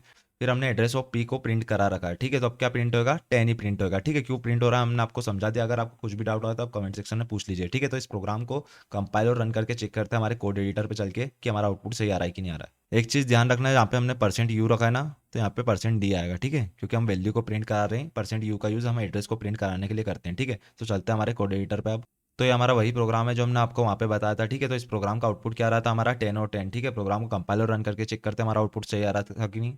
तो 10 और 10 आउटपुट आ गया है। ठीक है, 10 आउटपुट क्यों आ रहा है आपको बता दिया है। ठीक है, कैसे आ रहा है ये आपको समझा ही दिया है। ठीक है, अब सोचिए हमने सिंपली क्या करा है, यहाँ पे इसको आगे लिखते हैं हम, प्रिंट एफ की हेल्प से लिखते हैं परसेंट यू। ठीक है, हम एड्रेस प्रिंट करा लेते हैं सिंपली, ऊपर भी बैकस्लैश एन का यूज़ कर लेते हैं। हम एड्रेस ऑफ एक्स को प्रिंट करा लेते हैं। ठीक है, एड्रेस को प्रिंट कराने के लिए हम परसेंट यूज़ का यूज़ करते हैं, आपको बता दिया था। सिंपली हम प्रिंट एफ की हेल्प से अब परसेंट यू लिख देते हैं यहाँ पे, और अब हम सिंपल पी को प्रिंट करा लेते हैं। ठीक है, तो इस प्रोग्राम का आउटपुट क्या आएगा आप ये सोचिए। ठीक है, तो हम चलते हैं, आपको डायग्राम के थ्रू समझाते हैं कि इस प्रोग्राम का आउटपुट क्या आएगा। ठीक है, अब एक चीज़ ध्यान रखना, जब हम एड्रेस बताएंगे वो आप सपोज करना। ठीक है, क्योंकि एड्रेस कुछ भी आ सकता है, ये ध्यान रखना कि मेमोरी का एड्रेस कुछ भी हो सकता है। ठीक है, तो सपोज करना कि हमारे end% x का एड्रेस, मतलब हमारा एड्रेस ऑफ x क्या है, 1000 है। ठीक है, तो अभी हमने किसको प्रिंट करा है, सिंपली end%x को प्रिंट करा है। ठीक है, और किसको प्रिंट करा है, हमने p को प्रिंट करा है। ठीक है, तो जो हमने एड्रेस ऑफ x को प्रिंट कराया है तो आउटपुट क्या आएगा, हमारा 1000 आया। ठीक है, तो हमने p को प्रिंट कराया तो आउटपुट क्या आएगा, 1000 ही आएगा, क्योंकि हमारे p के अंदर क्या चल रहा है, एड्रेस ऑफ x ही चल रहा है। ठीक है, तो हमारे प्रोग्राम का आउटपुट जो आएगा, मतलब दोनों का जो एड्रेस आएगा वो दोनों सेम सेम आएगा। ठीक है, 1000 नहीं आएगा, एड्रेस कुछ भी आ सकता है। ठीक है, पर जो एड्रेस आएगा वो दोनों सेम ही आएगा। ठीक है, चलते हैं हमारे प्रोग्राम पे कि एड्रेस सेम आ रहा है कि नहीं आ रहा है। तो प्रोग्राम कंपाइल करा, रन करा, पहले 1010 आ रहा था। ठीक है, अब दोनों के एड्रेस देखिए जो प्रिंट हो रहे हैं वो दोनों सेम ही आ रहे हैं, 65524 65524। ठीक है, तो एड्रेस सेम क्यों आ रहा है, हमने आपको बता दिया क्योंकि पी के अंदर क्या एड्रेस ऑफ एक्स ही है। ठीक है, और हमने किसको प्रिंट करा है, एड्रेस ऑफ एक्स और पी को प्रिंट करा है। ठीक है, अब आगे चलते हैं हम नेक्स्ट प्रोग्राम की ओर। तो हमारे जो जो चीज़ें काम की नहीं थी उसको हमने हटा दिया सिंपली, यहाँ पे %d रहेगा, ये चीज़ याद रखना। अब हमने क्या करा, सिंपली यहाँ पे लिख दिया p = 5 5। ठीक है, ये इसके नीचे वाली लाइन है। ठीक है, हमारे पास जगह नहीं है तो हमने आपको यही बता दिया। हमने क्या करा, एक और लाइन ऐड कर दी है। ठीक है, इसके नीचे आएगी, मतलब मान लीजिए। ठीक है, अगर हमने यहाँ भी लिखी तो कोई दिक्कत नहीं आएगी। ठीक है, अब हमने क्या करा, सबसे पहले एक्स के अंदर 10 को स्टोर करा दिया। ठीक है, फिर हमने क्या करा है, पॉइंटर टाइप का वेरिएबल के अंदर एड्रेस ऑफ एक्स दे रखा है। ठीक है, अब एड्रेस ऑफ एक्स पे हमारा क्या है, 10 स्टोर है। ठीक है, फिर हमने क्या करा, पॉइंटर टाइप के p = 55। ठीक है, तो जो पॉइंटर टाइप का p है वो किसको एड्रेस कर रहा है, 10 को एड्रेस कर रहा है। ठीक है, अब हमने 10 को एड्रेस कर रहा है ये, तो हमने क्या करा है, सिंपली पॉइंटर टाइप के वेरिएबल के अंदर 55 को स्टोर कर दिया। ठीक है, अब होएगा क्या कि जो पॉइंटर टाइप का वेरिएबल है वो किसको, 10 को एड्रेस कर रहा था, तो 10 की जगह पे हमने क्या कर दिया, 55 को स्टोर करा दिया। तो सिंपली होएगा क्या, यहाँ पे 55 स्टोर हो जाएगा। ठीक है, क्या हो गया, 55 स्टोर हो गया। क्यों, आपको समझ में आ गया होगा, क्योंकि हमारा जो पॉइंटर टाइप का पी है, हमने चेंजेस किस में करे, पॉइंटर टाइप के पी में चेंजेस करे। ठीक है, वो किसको हमारा पॉइंट करा था, 10 को। ठीक है, तो अगर हमने पॉइंटर टाइप के पी के अंदर 55 को स्टोर करा दिया, ठीक है, तो होएगा क्या, एक्स के अंदर भी हमारे 55 पे स्टोर हो जाएगा। ठीक है, क्योंकि वो पॉइंट किसको कर रहा था, 10 को पॉइंट कर रहा था। ठीक है, तो अब सिंपली क्या होगा, अगर हमने एक्स को प्रिंट करा तब भी आउटपुट हमारा 55 ही आएगा, और पॉइंटर टाइप के पी को प्रिंट करा तो अब भी आउटपुट हमारा 55 ही आएगा। ठीक है, आप समझ गएंगे। तो इस प्रोग्राम को चलते हैं, बना के तैयार करते हैं हमारे कोड एडिटर पे और आउटपुट चेक करते हैं। इसको यहाँ से हटा देते हैं। ठीक है, अब हमने सिंपली कुछ नहीं करा, एक लाइन ऐड करी थी, यहाँ पे हमने 55 को स्टोर करा दिया था। ठीक है, तो प्रोग्राम यही था हमारा। प्रोग्राम कंपाइल करते रन करते हैं तो कुछ एरर आ गई हमारी, क्या हो गया, स्टेटमेंट मिसिंग, हमने कहाँ पे सेमीकोलन का यूज़ नहीं करा यहाँ पे। ठीक है, प्रोग्राम को कंपाइल और रन करके चेक करते हैं तो हमारा आउटपुट 55 आ गया। क्यों आ रहा है आपको समझ में आ गया होगा। ठीक है, क्या वर्किंग थे हमने आपको अच्छे से समझा दिया था डायग्राम के थ्रू। ठीक है, अब नेक्स्ट एग्जाम्पल की ओर आगे बढ़ते हैं अब हम। तो अब हमारा एग्जांपल ये है कि हमने आपको बताया था कि अरे में जो मेमोरी एलोकेट होती है वो 1 बाय 1 होती है, मतलब कंटिन्यूस ऑर्डर में होती है। ठीक है, तो हमने क्या करा, एक इंटीजर एक्स नाम का अरे बना लिया। ठीक है, इसके अंदर डाटा स्टोर करा दिया सिंपली 10 20 30। ठीक है, तो मेमोरी इस तरीके से एलोकेट होती है 1 बाय 1। ठीक है, यहाँ पे 10 20 30। सपोज करो इसका एड्रेस है हमारे फर्स्ट वाले का 1000। ठीक है, तो सेकंड वाले का एड्रेस क्या होगा हमारा 1002। ऐसा क्यों होगा, क्योंकि इंटीजर का साइज कितना होता है, 2 बाइट होता है। ठीक है, तो 2 बाइट से सब सेपरेट होंगे। इसका एड्रेस क्या होगा 1004। ठीक है, तो इसी चीज़ को हम प्रैक्टिकली देखते हैं प्रोग्राम के थ्रू। ठीक है, तो चलते हैं हम प्रोग्राम बना के देखते हैं इसका। तो हमने क्या करा, एक इंटीजर एक्स नाम का अरे बना लिया सिंपली। ठीक है, उसके अंदर हमने 10 20 और 30 को स्टोर करा दिया। ठीक है, अब हमें देखना है कि जो मेमोरी एलोकेट होती है वो कंटिन्यूस ऑर्डर में होती है कि नहीं। तो हम क्या करते हैं, इंटीजर आई नाम का एक वेरिएबल बनाते हैं, उसके अंदर 0 को स्टोर करा देते हैं, फिर फॉलोअप का यूज़ कर लेते हैं। ठीक है, i = 0, i is less than 3, i com plus plus कर देते हैं। ठीक है, 0 से क्यों स्टार्ट करा आपको बताइए। ठीक है, हम सिंपली करते हैं प्रिंटफ की हेल्प से प्रिंट कराते हैं एड्रेस को, %u का यूज़ करते हैं एड्रेस को प्रिंट कराने के लिए। ठीक है, और हम address of x of i। ठीक है, तो अब जो एड्रेस आएगा वो दो दो की गैप में आएगा। ठीक है, 1000 नहीं आएगा जो एड्रेस हमने वो सपोज करा था। ठीक है, पर जो भी एड्रेस आएगा वो 2 2 की गैप में आएगा, क्योंकि हमारा इंटीजर का साइज कितना था, 2 बाइट होता है। ठीक है, प्रोग्राम कंपाइल करा, रन करा, तो हमारा जो एड्रेस आके प्रिंट हुआ है, हमने यहाँ पे बैकस्लैश n का यूज़ नहीं करा है, तो हम सिंपली लगा देते हैं। प्रोग्राम कंपाइल करा, रन करा, तो जो हमारा एड्रेस है वो 2 2 की गैप में आया। फर्स्ट हमारा 65520 है, फिर 5522 है, फिर लास्ट में 24 है। ठीक है, तो जो भी एड्रेस आ रहा है वो 2 2 की गैप में आ रहा है। ठीक है, उसी तरीके से अगर आप कैरेक्टर प्रिंट कराओगे तो कैरेक्टर का साइज कितना होता है हमारा 1 होता है। ठीक है, तो एड्रेस कितनी गैप में आएंगे, 1 1 की गैप में आएंगे। ठीक है, हम दिखा देते हैं आपको सिंपली एक बार। हम यहाँ पे कैरेक्टर लिख देते हैं और यहाँ पे हम 10 20 30 की बजाय हम सिंपली ए को स्टोर कर देते हैं और बी को और हम सी को स्टोर कर देते हैं। ठीक है, और सिंपली हम क्या करते हैं, ये सही है पूरा एग्जांपल, ठीक है। प्रोग्राम कंपाइल और रन करके चेक करते हैं जो एड्रेस आ रहे हैं वो 1 1 की गैप में आएंगे कि नहीं, ठीक है। जो भी एड्रेस आ रहे हैं वो हमारे 1 1 की गैप में आ रहे हैं, ठीक है। पहले 22 आया, फिर 23 आया, फिर 24 आया, ठीक है। तो हमने आपको बता दिया है कि जो अरे में जो मेमोरी एलोकेट होती है वो कंटिन्यूस ऑर्डर में होती है, ठीक है। हमने प्रैक्टिकली भी इसको हमने देखा है, ठीक है। तो आपको पॉइंटर की वर्किंग समझ में आई गई होगी। अगर आपको पॉइंटर में कुछ भी दिक्कत आए तो आप कमेंट सेक्शन में हमसे पूछ सकते हैं, ठीक है। तो हम चलते हैं हमारे नेक्स्ट चैप्टर की ओर, मतलब लास्ट चैप्टर की ओर। तो अब हम आ गए हमारे लास्ट लेसन पे जिसका नाम है फाइल हैंडलिंग, ठीक है। तो फाइल हैंडलिंग होता है क्या, हम आपको समझाते हैं। सपोज करो कि आपको कंप्यूटर में फाइल क्रिएट करना है प्रोग्राम के थ्रू, या फिर आपके जो कंप्यूटर में फाइल पड़ी हुई है उसको ओपन करना है, या फिर उस फाइल में डाटा फेच करना है, मतलब रीड करना है फाइल में से डाटा को, या फिर उस फाइल में डाटा को राइट करना है सिंपली, ठीक है। तो वो सारी चीज़ें आप फाइल हैंडलिंग की हेल्प से कर सकते हो, ठीक है। अगर आप चाहते हो कि जो आपका प्रोग्राम का आउटपुट आया, मतलब आपने एक प्रोग्राम बनाया उसका आउटपुट आया, ठीक है, वो आपके लिए इंपॉर्टेंट है, और आप चाहते हैं कि उस आउटपुट को हम किसी फाइल में सेव कर सकें, तो वो भी चीज़ आप फाइल हैंडलिंग की हेल्प से कर सकते हो। तो आपको समझ में आएगा कि फाइल हैंडलिंग होता क्या और यूज़ क्यों करते हैं सिंपली। तो ये डेफिनेशन पे भी यही लिखा है, ठीक है। तो फाइल पे कौन कौन से बेसिक ऑपरेशन परफॉर्म किए जाते हैं हम आपको बता देते हैं सिंपली। तो क्रिएशन ऑफ न्यू फाइल, तो अगर आपको फाइल को क्रिएट करना है तो आप सिंपली एफ ओपन फंक्शन से कर सकते हो, ठीक है। ओपनिंग एन एग्जिस्टिंग फाइल, मतलब आपकी पहले से बनी फाइल है उसको ओपन करना है तो भी आप एफ ओपन फंक्शन का यूज़ कर सकते हो, ठीक है। राइटिंग टू द फाइल, ठीक है। अगर आप चाहते हो फाइल में कुछ लिखना तो आप एफ प्रिंट एफ फंक्शन से कर सकते हो, या फिर एफ गेट सी है यहाँ पे, ठीक है। ध्यान रखना है यहाँ पे एफ गेट सी और एफ पुट्स फंक्शन से कर सकते हो सिंपली, ठीक है। फिर क्या लिखा हुआ है, रीडिंग फ्रॉम द फाइल, अगर आप चाहते हो फाइल से रीड करना डाटा को तो सिंपली आप एफ स्कैन फंक्शन से कर सकते हो, या फिर एफ गेट्स फंक्शन से कर सकते हो। फिर आप चाहते हो फाइल को क्लोज करना तो आप एफ क्लोज फंक्शन से कर सकते हो सिंपली, ठीक है। इसमें दो ऑपरेशन मेनली यूज़ करे जाते हैं हर चीज़ में, फाइल को ओपन करना, ठीक है, और फाइल को क्लोज करना। अगर आपने फाइल को ओपन नहीं करा तो सीधी सी बात है, अगर आपने फाइल को ओपन नहीं करा तो उसमें से डाटा को रीड कर सकते हो क्या, नहीं कर सकते हो, सिंपल सी बात है। या फिर उसमें कुछ लिख सकते हो क्या, फाइल को ओपन नहीं करा तो नहीं लिख सकते हो, सिंपल सी बात है। मतलब डाटा को राइट भी नहीं कर सकते हैं, ठीक है। तो फाइल को ओपन करना कंपलसरी और फाइल को क्लोज करना भी कंपलसरी है। फाइल को क्लोज करना कंपलसरी इसलिए, अगर आपने फाइल को क्लोज नहीं करा तो आपका डाटा करप्ट हो जाएगा, सिंपल सी बात है, ठीक है। तो चलते हैं देखते हैं फाइल को कैसे क्रिएट करते हैं, ठीक है।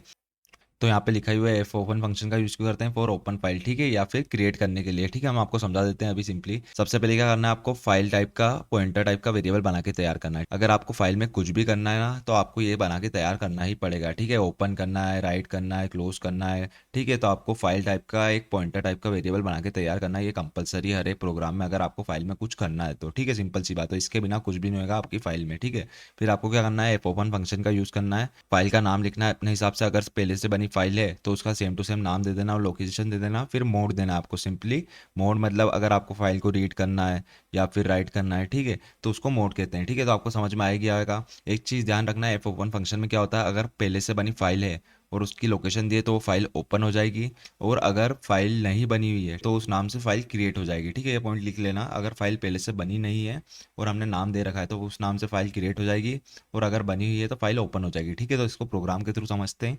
चलते हैं हमारे कोड एडिटर पे सिंपली। हम क्या करेंगे, सबसे पहले आपको बताइए, फाइल टाइप का एक पॉइंटर टाइप का वेरिएबल बना के तैयार करना है, क्योंकि फाइल में अगर कुछ भी ऑपरेशन परफॉर्म करना है तो आपको पॉइंटर टाइप का वेरिएबल बना के तैयार करना पड़ेगा फाइल टाइप का सिंपली, ठीक है। फिर हम क्या करेंगे, एफ ओपन फंक्शन का यूज़ करते हैं सिंपली, और यहाँ पे हम दे देते हैं फाइल का नाम, हमने फाइल बना के तैयार नहीं कर रखी तो हम नाम देते हैं फाइल का हैश 1 नाम से, ठीक है, सिंपली। और यहाँ पे हम मोड देते हैं डब्ल्यू, डब्ल्यू मतलब राइट, ठीक है। क्रिएट तो है पहले फाइल, सबसे पहली बात तो, ठीक है। और यहाँ पे हम देते हैं एफ एच इजिकल टू, ठीक है। ये इसलिए करा है क्योंकि हमको फाइल को क्लोज भी करना पड़ेगा, ठीक है, इसलिए हमने एफ एच के अंदर असाइन करा दिया सिंपली। अब हम क्या करेंगे, फाइल को क्लोज, अगर क्लोज नहीं करा तो क्या होगा, फाइल का डाटा करप्ट हो जाएगा, हमने आपको बता दिया है। तो यहाँ पे एफ एच का यूज़ कर लेते हैं सिंपली। अब प्रोग्राम को कंपाइल करेंगे, रन करेंगे सिंपली, तो कुछ भी आउटपुट नहीं आएगा, ठीक है। इससे क्या हमारी फाइल क्रिएट हो गई, ठीक है। तो अब हम आपको दिखाते हैं कि फाइल कहाँ पे क्रिएट हुई है, ठीक है। तो चलते हैं हमारे कंप्यूटर में सिंपली। तो आपको जाना है माई फाइल्स में अपने, ठीक है, लोकल डिस्क सी में, उसमें टर्बो C3 में जाना है सिंपली। टर्बो C3 के बाद बिन फोल्डर में जाना है, और बिन फोल्डर में आपको नीचे चलाना है। हमने हैश 1 नाम से फाइल बनाई थी, आपको याद होगा सिंपली, उसमें अभी हमने कुछ भी लिखा नहीं है, ये हमारी हैश 1 नाम से फाइल क्रिएट हो गई है, ठीक है। सिंपली इसके अंदर कुछ भी नहीं लिखा होना चाहिए। इसको ओपन कर लेते हैं हम नोटपैड में, तो कुछ भी नहीं लिखा है, ठीक है। अगर आप चाहते हो एक और फाइल क्रिएट करना है तो हम यहाँ पे सिंपली नाम देते हैं और कंपाइल करके देखते हैं, हैश 2 नाम देते हैं सिंपली। अभी देखना ध्यान से, एक और फाइल क्रिएट हो जाएगी, ठीक है। प्रोग्राम कंपाइल और रन करा तो यहाँ पे एक और फाइल क्रिएट हो जानी चाहिए, तो एक और फाइल क्रिएट हो गई, आपको दिख रहा है हैश 2 नाम से यहाँ पे, ठीक है। तो फाइल कैसे क्रिएट होती है, कहाँ होती है, आपको समझ में आएगा, ठीक है। अब नेक्स्ट ऑपरेशन की ओर चलते हैं सिंपली। हमने फाइल ओपन करना या क्रिएट करना तो सीख ही लिया है, ठीक है। हमने फाइल को क्लोज करना भी सीख लिया है, ठीक है, क्योंकि फाइल को कैसे क्लोज करते हैं, एफ क्लोज फंक्शन से आपको पता ही है, ठीक है। वहाँ पे सिंपली हमें क्या देना है, फाइल का जो वेरिएबल बना के तैयार करा है वो दे देना उसके ब्रैकेट के अंदर सिंपली, ठीक है। अब हमारा जो नेक्स्ट है वो है फाइल में डाटा को राइट करना, ठीक है सिंपली। तो ये हमारे फंक्शन दे रखे हैं f put c, f print f, f put s, ठीक है। ये फंक्शन फाइल में डाटा राइट करने का काम करते हैं, ठीक है। अब हमें 3 फंक्शन क्यों दिए, एक ही फंक्शन दे तो ये तीनों फंक्शन अलग अलग तरीके से डाटा राइट करते हैं, ठीक है। जो एफ पुट सी है, ठीक है, वो क्या करता है, कैरेक्टर को राइट करता है, सिंगल कैरेक्टर को राइट करने का काम करता है हमारा एफ पुट सी, ठीक है। तो आप ये चीज लिख लेना सिंपली। एफ प्रिंट एफ, जैसे हमारा प्रिंट एफ काम करता था ना, एफ प्रिंट एफ वैसे ही सेम काम करता है, मतलब डिफरेंट टाइप ऑफ डाटा को राइट करने का काम करता है, ठीक है। स्ट्रिंग करवाना है तो कैसे करते हैं आपको पता है, कैरेक्टर करवाना है तो कैसे करते हैं, प्रिंट एफ की हेल्प से। वैसे ही सेम हम एफ प्रिंट एफ की हेल्प से फाइल में डाटा को राइट करते हैं, ठीक है। हम यहाँ पे लिख देते हैं different type of data, data right, ठीक है, कैरेक्टर राइट लिख देते हैं हम, ठीक है। जो ये है एफ पुट एस, ठीक है, ये स्ट्रिंग को राइट करने का काम करता है, सिंपली क्या करता है, स्ट्रिंग को राइट करने का काम करता है। जैसे हमारा हेलो वर्ल्ड है, ठीक है, हेलो वर्ल्ड, तो ये हमारी पूरी स्ट्रिंग है, ठीक है। तो ये पूरे को राइट कर देगा हमारी फाइल में, ठीक है। तो इन तीनों की वर्किंग हम एग्जांपल के थ्रू समझते हैं तो आपको इजीली और क्लियर हो जाएगा, ठीक है। चलते हैं हमारे कोड एडिटर पे सिंपली। तो आपको पता ही है इतने से क्या होता है, हमारी फाइल बन के क्रिएट हो गई है, ठीक है। राइट के लिए हम डब्ल्यू का यूज़ करेंगे, जो हमने यहाँ पे लिख रखा है। डब्ल्यू मतलब क्या होता है, राइट कर रहे हैं, ठीक है, आप फाइल में। अब राइट करने के लिए कौन कौन से फंक्शन दिए, सबसे पहले हमने देखा था एफ पुट सी, ठीक है, तो उसका यूज़ कर लेते हैं। एफ पुट सी फंक्शन बना के तैयार कर लिया। पहले क्या देना है, इसमें हमें कैरेक्टर देना है जो हमको राइट करवाना है, तो हमने एक कैरेक्टर दे दिया, कोमा लगा के। फिर हमें देना फाइल के पॉइंटर का नाम, ठीक है, जो हमने पॉइंटर बना के तैयार करा था। तो ये प्रोग्राम को कंपाइल और रन करेंगे तो अभी क्या होगा, ए जो है वो फाइल में आके राइट हो जाएगा सिंपली। तो चलते हैं हमारी फाइल की ओर। हमारी फाइल हैश टू नाम से थी, ठीक है। तो चलते हैं हमारे कंप्यूटर में, ठीक है, हम इसको ओपन कर लेते हैं सिंपली नोटपैड में। तो हमारा जो ए है वो राइट हो चुका है, आपको दिख ही रहा होगा, ठीक है। हम जैसे एक और कैरेक्टर देते हैं यहाँ पे, तो सिंपली क्या आएगा, अगर आपने एक और कैरेक्टर दिया है तो जो पहले वाला था ना वो हट जाएगा, ठीक है। अभी देखना ध्यान से, प्रोग्राम कंपाइल करा, रन करा, तो इस फाइल को शायद तक क्लोज करके ओपन करना पड़ेगा हमें।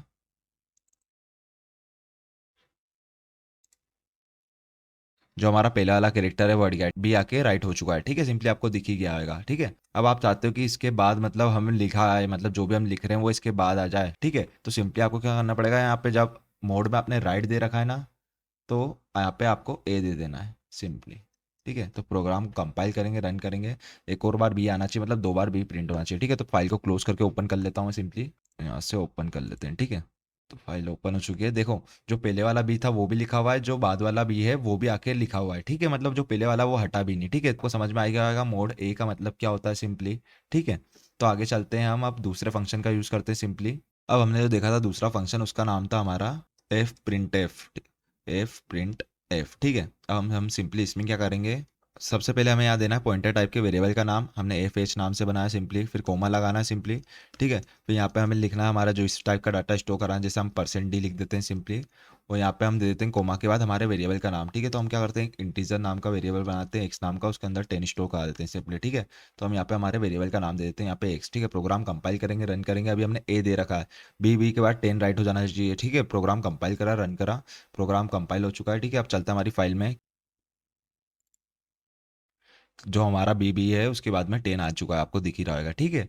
तो एफ प्रिंट एफ क्या करता है हमने आपको बता दिया सिंपली। अगर आपको स्ट्रिंग भी प्रिंट कराना तो आप क्या करोगे, आपको सिंपली एक और बार बता देते हैं हम प्रिंट एफ की वर्किंग। तो हम यहाँ पे सिंपली हम एस दे देते हैं, स्ट्रिंग स्टोर करने के लिए कैरेक्टर टाइप का अरे बना लेते हैं, उसके अंदर हम दे देते हैं, यहाँ पे हम सिंपली लिख देते हैं वेलकम टू ई हैक, ठीक है। तो सिंपली इसको वेरिएबल को हमने यहाँ पास कर ही रखा है। प्रोग्राम कंपाइल करते हैं, रन करेंगे, प्रोग्राम कंपाइल और रन हो चुका है सिंपली। अब हमारे फाइल में क्या आना चाहिए, ए दे रखा है, यहाँ पे राइट कर देते हैं हम सिंपली, जो पहले लिखा है वो भी हट जाना चाहिए, ठीक है। प्रोग्राम कंपाइल करा एक और बार, रन हो गया, ठीक है। अब चलते हैं हम, तो फाइल में हमारा welcome to e hack write होना चाहिए, ठीक है। तो हमारा आ गया वेलकम टू ई हैक, ठीक है। तो आपको एफ प्रिंट एफ की वर्किंग समझ में आई गई होगी। हमारा नेक्स्ट फंक्शन क्या था, एफ पुट एस, ठीक है। वो भी हमारा यही काम करता है सिंपली, उसमें हम स्ट्रिंग को लिख सकते हैं डायरेक्टली, ठीक है। तो हम यहाँ से हटा देते हैं हमारे कैरेक्टर टाइप के वेरिएबल को, यहाँ से जो जो चीज़ हमारे काम की नहीं है, और यहाँ पे भी इसको भी हम हटा देते हैं एफ प्रिंट एफ फंक्शन को। तो अब हम एफ पुट एस फंक्शन की वर्किंग समझ लेते हैं सिंपली। सबसे पहले हमें स्ट्रिंग लिख देना है, ये स्ट्रिंग को राइट करने का काम करता है फाइल में, ठीक है। तो हम लिख देते हैं सिंपली यहाँ पे स्ट्रिंग में welcome to e hack, my name is Hash, ठीक है। ये स्ट्रिंग जाके राइट हो जाएगी हमारे फाइल में, और यहाँ पे हमें देना है फाइल पॉइंटर का वेरिएबल, ठीक है। प्रोग्राम कंपाइल करा, रन करा, ठीक है। तो अब देखते हैं फाइल में हमारा आउटपुट आया कि नहीं। अभी हमने राइट करा तो पहले वाला कंटेंट डिलीट हो जाएगा, आपको बता ही रहे हैं, ठीक है। चलते हैं हमारी फाइल ओपन करते हैं। वेलकम की स्पेलिंग गलत है हमें पता है, उसको ओपन कर लिया हमने, तो सिंपली वेलकम टू ये प्रिंट हो चुका है यहाँ पे, ठीक है। तो हमने देख लिया कि किस तरीके से हम फाइल में डाटा राइट करते हैं, ठीक है। हमने तीनों तरीके देख लिया, हमने तीनों फंक्शन देख लिया, और भी फंक्शन होते हैं, ठीक है, पर ये मेनली यूज़ करे जाते हैं जो फंक्शन हमने आपको बताएं, ठीक है। तो अब आगे बढ़ते हैं इसी कोर्स में, ठीक है। अब हम देखते हैं फाइल में से डाटा कैसे रीड करते हैं, ठीक है। तो फाइल को रीड करने के लिए हमारे तीन फंक्शन है, f get c, f scan f, f get s, ठीक है। तो इन तीनों के बारे में पढ़ते हैं। एफ गेट सी क्या करता है, it read a single character from a file, ये सिंगल कैरेक्टर को पढ़ता है, and return EOF with the end of file, ठीक है। तो ये रिटर्न करता है ईओएफ। ईओएफ का मतलब क्या होता है, हमारा एंड ऑफ फाइल, ठीक है। अब आप सोचिए, अगर आपने फाइल में से डाटा रीड करा तो आपको पता कैसे चलेगा कि हमारा डाटा खत्म हो गया, ठीक है। तो ये रिटर्न करेगा ईओएफ, ठीक है। जैसे ईओएफ रिटर्न करेगा तो हमें पता चल जाएगा कि हमारे जो फाइल का डाटा है वो खत्म हो गया, ठीक है। तो ये सिंगल कैरेक्टर को रीड करता है, एफ गेट सी। फिर क्या लिखा हुआ है, F scan F, it's read a word from a file and return EOF with the end of file, ठीक है। तो ये वर्ड को रीड करता है, जैसे हमारा हेलो और वर्ल्ड है, ठीक है। तो हेलो अलग वर्ड हो गया और वर्ल्ड अलग वर्ड हो गया, ठीक है। तो सिंगल सिंगल वर्ड को ये पढ़ता है, ठीक है, एफ स्कैन एफ। और लास्ट हमारा एफ गेट एस फंक्शन, ठीक है, यहाँ पे ब्रैकेट लगा देना, एफ गेट एस फंक्शन, ठीक है। It read a file content line by line, ठीक है। तो ये फंक्शन क्या करता है, फाइल के कंटेंट को लाइन बाय लाइन पढ़ता है, ठीक है। तो चलते हैं हम इसमें से आपको एक समझा देते हैं, फिर आगे का प्रोग्राम आप घर पे खुद बना के देख लेना, ठीक है। हम एफ गेट सी की वर्किंग बता देते हैं, उस सिमिलरली एफ स्कैन एफ और एफ गेट एस की वर्किंग रहेगी, ठीक है। तो हम चलते हैं हमारे कोड एडिटर पे। तो अब हमें क्या करना है, फाइल का डाटा रीड करना है, ठीक है। तो रीड किस तरीके से करेंगे, हम क्या करेंगे, उस फाइल के डाटा को हमारे आउटपुट विंडो पे प्रिंट करा देंगे सिंपली, ठीक है। तो अब हम क्या करते हैं, कैरेक्टर सी नाम का वेरिएबल ले लेते हैं। ये क्यों ले रहे हैं आपको बता देंगे आगे, ठीक है। हमने सी नाम का वेरिएबल ले लिया कैरेक्टर, ठीक है। अब हमें रीड करना है, तो रीड के लिए कौन सा मोड लगेगा, आर लगेगा सिंपली, ठीक है। अब हम क्या करते हैं, वाइल लूप का यूज़ कर लेते हैं सिंपली, और इसमें कंडीशन लिख देते हैं। हम यहाँ पे लिख देते हैं c is equal to f get c, function था हमारा, आपको याद ही है, ठीक है। और यहाँ पे हम एफ एच देते हैं, क्योंकि हमारी फाइल की लोकेशन वोकेशन किसके अंदर है, एफ एच वेरिएबल के अंदर है, सिंपली ऊपर दिख ही रहा होगा आपको लाइन में, इज नॉट इक्वल टू। अब हमें पता कैसे चलेगा कि हमारी फाइल का डाटा खत्म हो गया है, ई ऑफ से, ठीक है। ई ओ एफ रिटर्न होएगा, ठीक है, सिंपल सी बात है, हमने आपको बता देता। तो यहाँ पे हम ब्रैकेट का यूज़ कर लेते हैं, तो प्रोग्राम में दिक्कत आएगी, ये चीज़ ध्यान रखना, ठीक है। तो हमने ये कर लिया। अब हम प्रिंट एफ की हेल्प से क्या लिख देते हैं, printf percent c, character print कराना है हमें, और यहाँ पे हम सी का यूज़ कर लेते हैं, ठीक है। हमारा वेरिएबल कौन सा, सी है। जो हमारा गेट सी का डाटा वो किस में स्टोर हो रहा है, हमारा सी वेरिएबल के अंदर स्टोर है, इसलिए हमने सी को प्रिंट करा लिया, ठीक है। अब प्रोग्राम कंपाइल करेंगे, रन करेंगे, तो हमारा जो डाटा था फाइल का वो प्रिंट हो जाना चाहिए हमारे आउटपुट विंडो में। कुछ एरर आ रही है, अनडिफाइंड सिंबल ई ओ एफ, ठीक है। हम इसको कैपिटल में लिख देते हैं सिंपली, हमने एफ को कैपिटल में नहीं लिखा। प्रोग्राम कंपाइल करा, रन करा, जो भी हमारा फाइल का डाटा था वो प्रिंट हो चुका है, आपको दिख ही रहा है, अब हम रीड कर सकते हैं, ठीक है। तो इस तरीके से हम फाइल के डाटा को रीड कर सकते हैं, या पहले फंक्शन से हमने रीड करा है डाटा, ठीक। और भी जो दो फंक्शन है उन फंक्शन की वर्किंग आप खुद बना के देखें कि किस तरीके से डाटा को रीड कर सकते हैं। अगर आपको नहीं आया तो आप कमेंट सेक्शन में हमसे पूछें, हम अलग से वीडियो बना के आपको समझा देंगे, ठीक है। तो आपको फाइल हैंडलिंग समझ में आई गई होगी, ठीक है। अब हम बात करेंगे प्री प्रोसेसर के बारे में, ठीक है, हमारा जो लास्ट टॉपिक है सी प्रोग्रामिंग का, ठीक है। हमने आपको बोला था कि जो हैश इंक्लूड stdio.h है उसके बारे में हम लास्ट में बात करेंगे, ठीक है। तो जो हैश इंक्लूड होता है वो हमारा प्री प्रोसेसर होता है, ठीक है, सिंपल सी बात है। जो stdio.h है वो हमारी हेडर फाइल, आपको पता ही है, ठीक है। अब हम बात करते हैं कि प्री प्रोसेसर होता क्या है, सबसे पहले ये समझते हैं, ठीक है। Before the program is compile there is an internal process called preprocessor, ठीक है। तो प्रोग्राम के कंपाइल होने से पहले एक इंटरनली प्रोसेस होती है जिसको हम प्री प्रोसेसर कहते हैं, ठीक है। All preprocessor command begin with a hash symbol, ठीक है। तो इस पॉइंट का मतलब ये है कि हमारे सारे प्री प्रोसेसर की कमांड हैश से शुरू होती है, ठीक है। तो आप समझते हैं कि इंक्लूड होता क्या है, ठीक है। हम इंक्लूड का यूज़ क्यों करते हैं, इंक्लूड करता क्या एक्चुअल में।